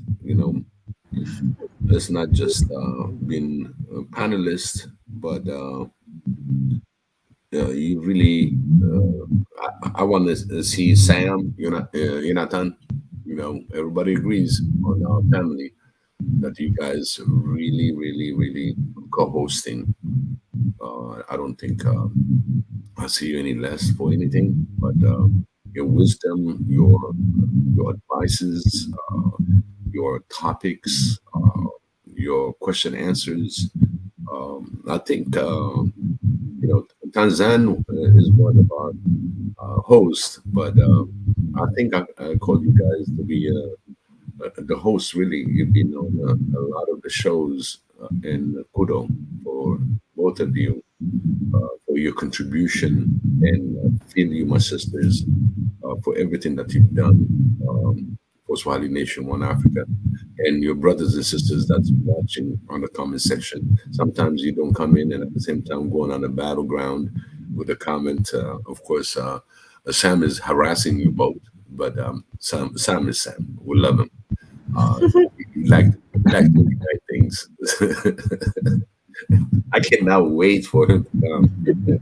And you know what? The day that Sam comes, I leave my diaspora talk to Sam.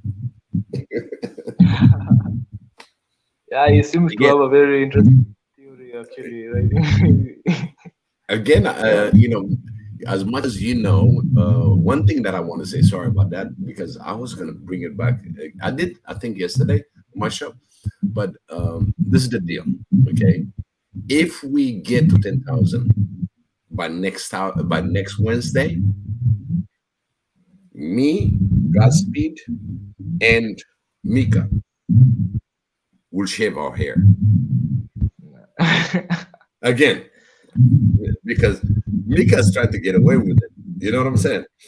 But for all the challenges, those of you that listen, Mika is gonna shave his hair at the 10,000 marker by Wednesday. So family, that's a challenge that I give you. You know how Mika is about his hair. So, and also Godspeed was like, he was not in there. And that discussion went down on Wednesday on open mic. So we reached 10,000. I volunteered. I volunteered myself that I'm gonna shave my hair too. Not that I have no much, but at the same time, I'm willing to really, because I never used a razor to shave myself. But for me, I'm gonna use the razor to be really bold.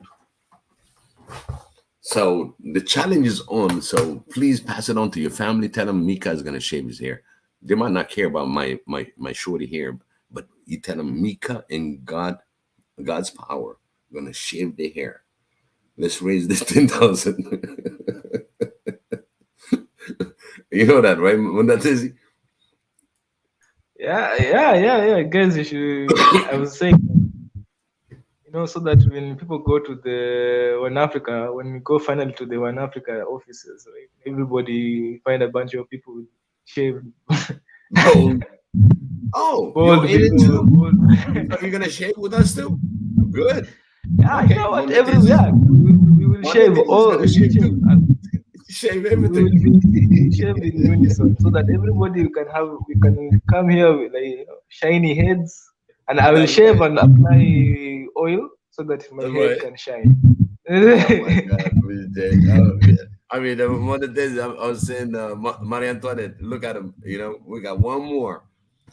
Yeah, even Yanatan. Oh, you're not that you're going to for that? Oh my God. Oh no, he's got already shaved hair. No. Actually, you're not you grow your hair. We got the opposite challenge. We want you to create a little fro for us. If we hit 10,000, Jonathan's gonna grow his hair. And we're gonna see that little mini afro. You know what I mean? Are you in, Jonathan? yeah. The opposite.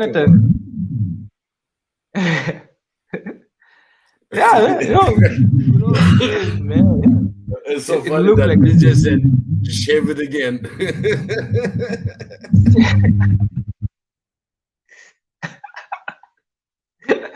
BJ told him to shave it again. This is funny. We look Well, like I the didn't think anime. about Sam. Oh no, Sam, we don't have a picture, but we trust your answer. Would you shave or would you grow your hair? That's for Sam. And we got the only two. Hold on. The only is not if we're gonna include the only to shave, I think it's a sin, right?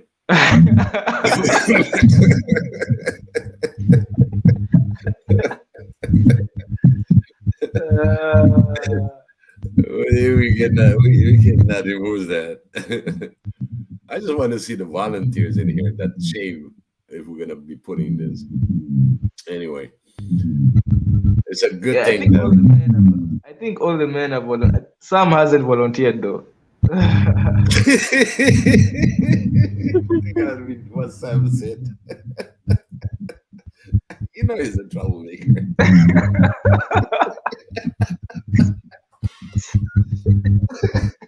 Oh my god. Oh man. Thank you so much for giving us the extension for life. You made us laugh. he said I can also shave my eyebrows.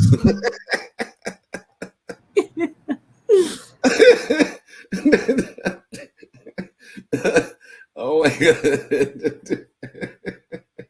I can't help it. I mean, oh, he said it, Oh, you got Jonathan that said either Biggie is on his pimped out boot or Tessie is walking on the beach.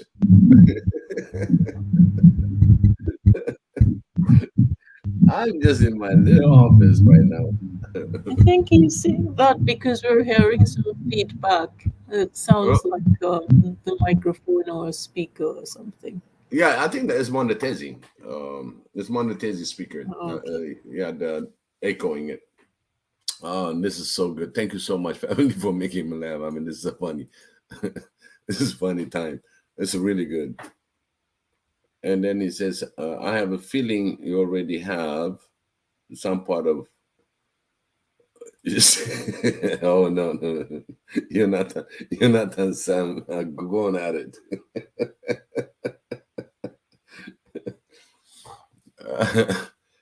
But thank you so much. Really, I think I don't know. I'm gonna just remember when we had that 200,000 subscriber marker and we all added.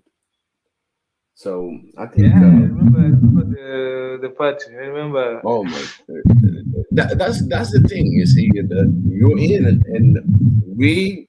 I mean, I think everybody start reaching out on everybody that we know on whatever that we had in order to bring the members.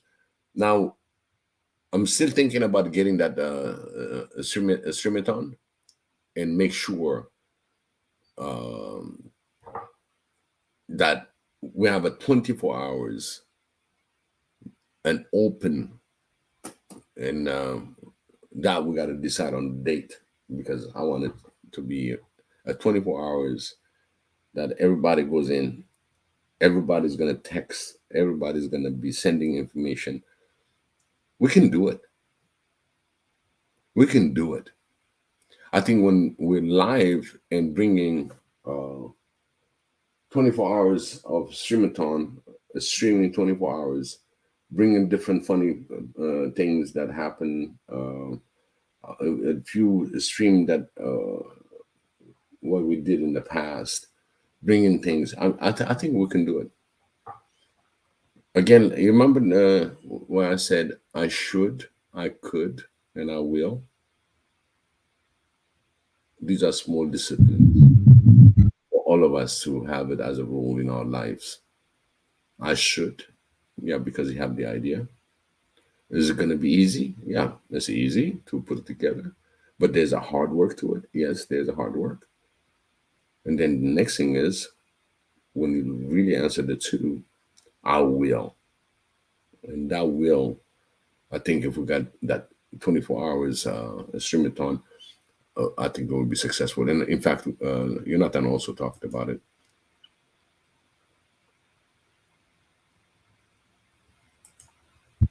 But without taking any further, we had a great laugh at the end of the hours, and they're still going at it. And I mean, I'm included now. I think you and Sam are the only one that got that joke. I think that everybody got that joke. Believe me, they're still reading it. I got that joke. I was just laughing in mute, but yeah, I got the joke. There you go. Jonathan, everybody's Arada in here. Sam, everybody's Arada. You know, Arada in Amarinya means smart, by the way. Arada. In actually in Sheng, in Nairobi Sheng, Rada means in the know, you know. So it's all very interesting. What does it say? What does it mean? Not Arada, but Rada. It means like in the know, like, oh, are you like, you know, like when I say Nikorada, I mean that I am in the know. I know, you know, I'm aware of my. Yeah, it means you're aware. It's almost like the street smart, but at the same time a different level. I know, Rada. Oh, so that's it. So it comes from Amarinya. Wow. See? Yeah, Rada. That's good to know. I'm telling you, we're gonna find some words that are very common, and it makes it easy to learn the language.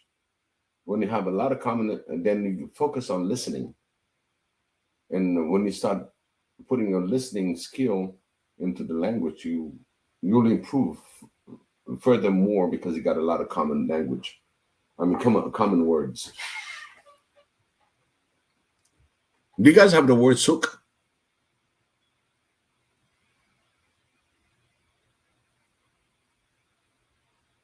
Monetezi. The word, oh, sorry. The word souk. Oh, the word souk. The souk. No. It's Wait. like, 100? I don't know. Is it 100? No. Souk is a convenience store. Sure. It comes from sure. How you call your convenience stores? You know, like the little shops, you know, inside your quarters. Okay. Shop is called kiosk. Is that kiosk or kiosk? duka? Yeah, kiosk is pretty much what? Duka also means shop. Duka. Yeah. You see, for us, duka is where you sit. It's a chair, duka. It has 3 legs. You know those dukas? It's like they have 3 legs and they kind of circle. We call them duka. Oh, yeah. Oh, I don't know. Okay, I don't know. I think I don't know. I don't know what's the name. I don't know what we call that. I think I don't know the name of that in Swahili. Yeah, it's made out of whole wood. It carves out the wood, and they make it. Yeah, and is it hollow the place where you sit? Is it a bit conical? Is it convex? Is it where you sit? Yeah, it's convex inside. Yeah. I used to like those chairs. I used to like I used to like those tools. Yeah, because I'm pretty sure if we go down south by the in Tanzania, they know shuk because it has a little bit Arabic in it. Shuk is pretty much an Arabic word for a convenience stores, or like sometimes they get a little bit bigger, but it's still convenience stores. You're not major shops. And the Amarinya took it to souk.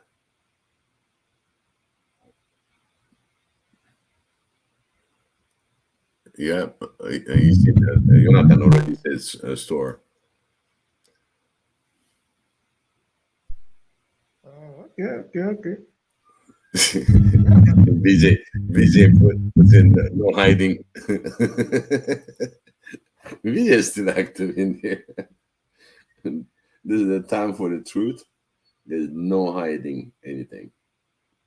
Awesome. Awesome. Uh-oh. Sam has volunteered to host the language session. We're gonna see Sam.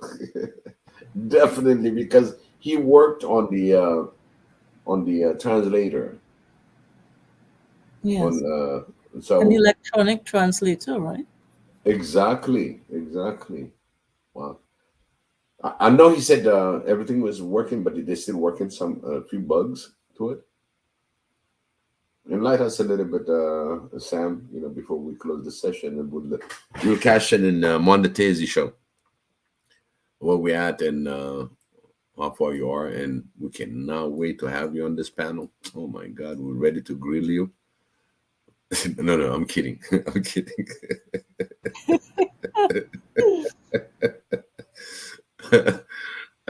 Sam is not going to. I ain't going in that panel if they're gonna grill me. Now, there's a lot of things that we're gonna be asking you from your personal experiences and knowledge, and especially what makes you part of it of this translator, which we know for sure that's gonna make a lot of things easier for us to communicate. But I know Sam would have a lot more. What he said on his comments and everything else, day in day out on our shows, I really appreciate that.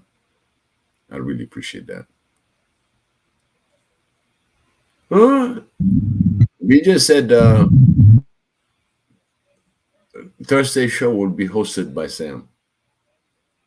Sam is not saying anything. Oh, here you go.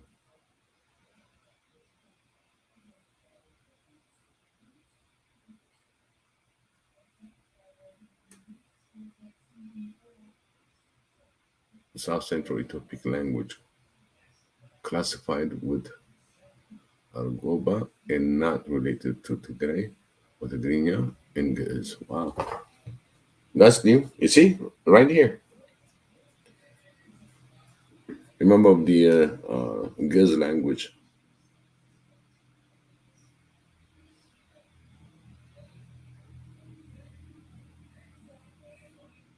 Very interesting.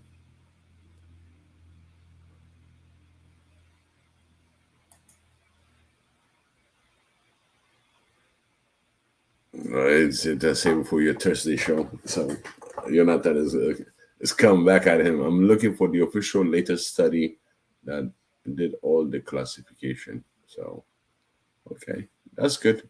Please keep us informed, Sam, because you are close to that part of information. Keep the family posted. We would appreciate you. Thank you. And of course, Jonathan, he's gonna save for his show on Thursday show. That's another thing we're gonna be discussing. I want him to have the first show. This is Mondatezi show, so Mondatezi, I'm not greedy, okay? I want him to come on your show too. But I want him to start with that. They all one Africa. I think, Sam, after all, we got 7 shows, and I know all 7 shows. No, actually, we also have Paul. So we got 8 shows, really, that really are looking forward to have an interview with Sam. And everybody is excited for you to deliver that translator. We want to have a piece of it, if we can, where we can get it, or if you can have a special order for us as a family and where we're going to get it. All that information is going to be on a question. So let's hope all that comes together for you. I pray for you too, to this beautiful thing that you're doing, Sam. May Xavier be with you and bless you. And you always been successful anyway. I never say people to be successful. I always said, may he brings you more in you and give you the best of everything in life and as well in the spiritual realm. So in that, again, I'm sorry, Mondatezi, I took a little bit extra time on that. It was so many funny things that's been going on there. Finally, Jonathan accepted. He says, Sam, fake news. And that's the last laugh for the day. Oh, and no, I don't go without BJ's comment. Jonathan, he's a trumpister.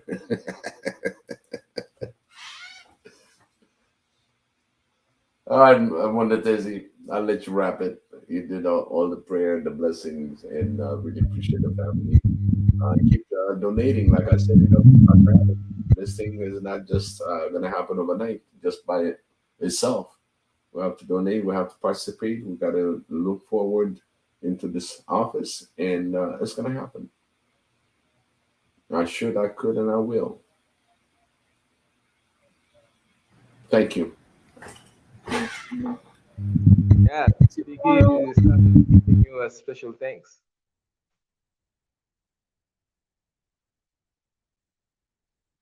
Thank you, Mondatezi.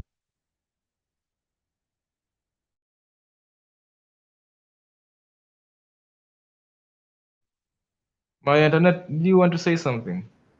No, I just said see you tomorrow. Yeah, whatever is taking place tomorrow, we'll see. Uh-oh. Hold on. Don't hang up. Don't hang up. No, I usually check the channel just in case I missed the alert. Yeah. No. You didn't see. Can you send the link? I just sent him the link. Uh-huh.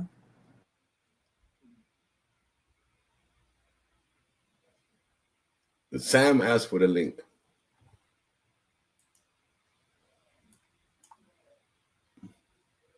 I think BJ is gonna come. If Sam comes in, Mondatezi. Yeah. They're waiting. Tomorrow. No, he said, can you send the link?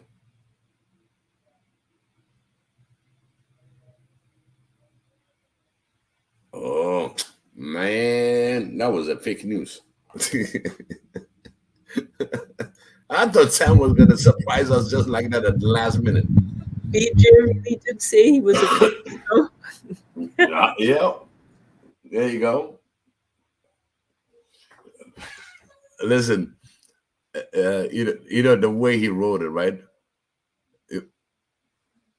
I know he said he wants to say I was talking to Jonathan, but the thing is like, oh my God, he just asked me for the link. He typed it so quick. He typed it so quick, but we know what he meant.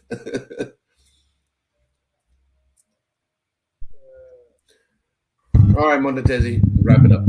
I just okay. I thought it was gonna come. So I was not going to come. I was like, okay, maybe this. Oh, BJ came. Yeah. Oh, welcome. Sam knows he's a linguist. She knows how to use language. He knows exactly what he's saying. And he spells correctly. So we know he knows what he's doing.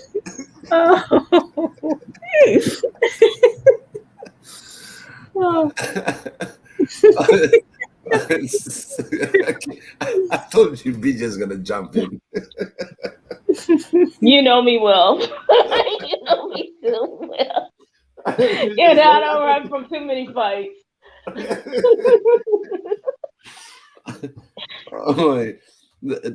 In fact, after you left, we had so much laugh. It was amazing between Jonathan and Sam, and I see you, and I'm like, oh my God. I know. What is he say anything about coming Thursday? That's what we're working on. Sam, please confirm. I know he's listening. We're not even asking for a demo. Yeah, We just want like a history of languages. oh, definitely, we should see the a demo. Definitely, Sam. We want to know if you're coming on Thursday.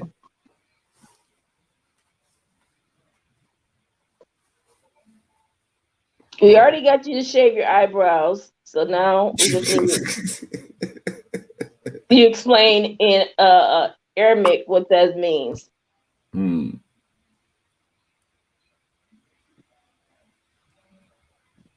Is it possibly the language before that were imported? It's talking about the green angus.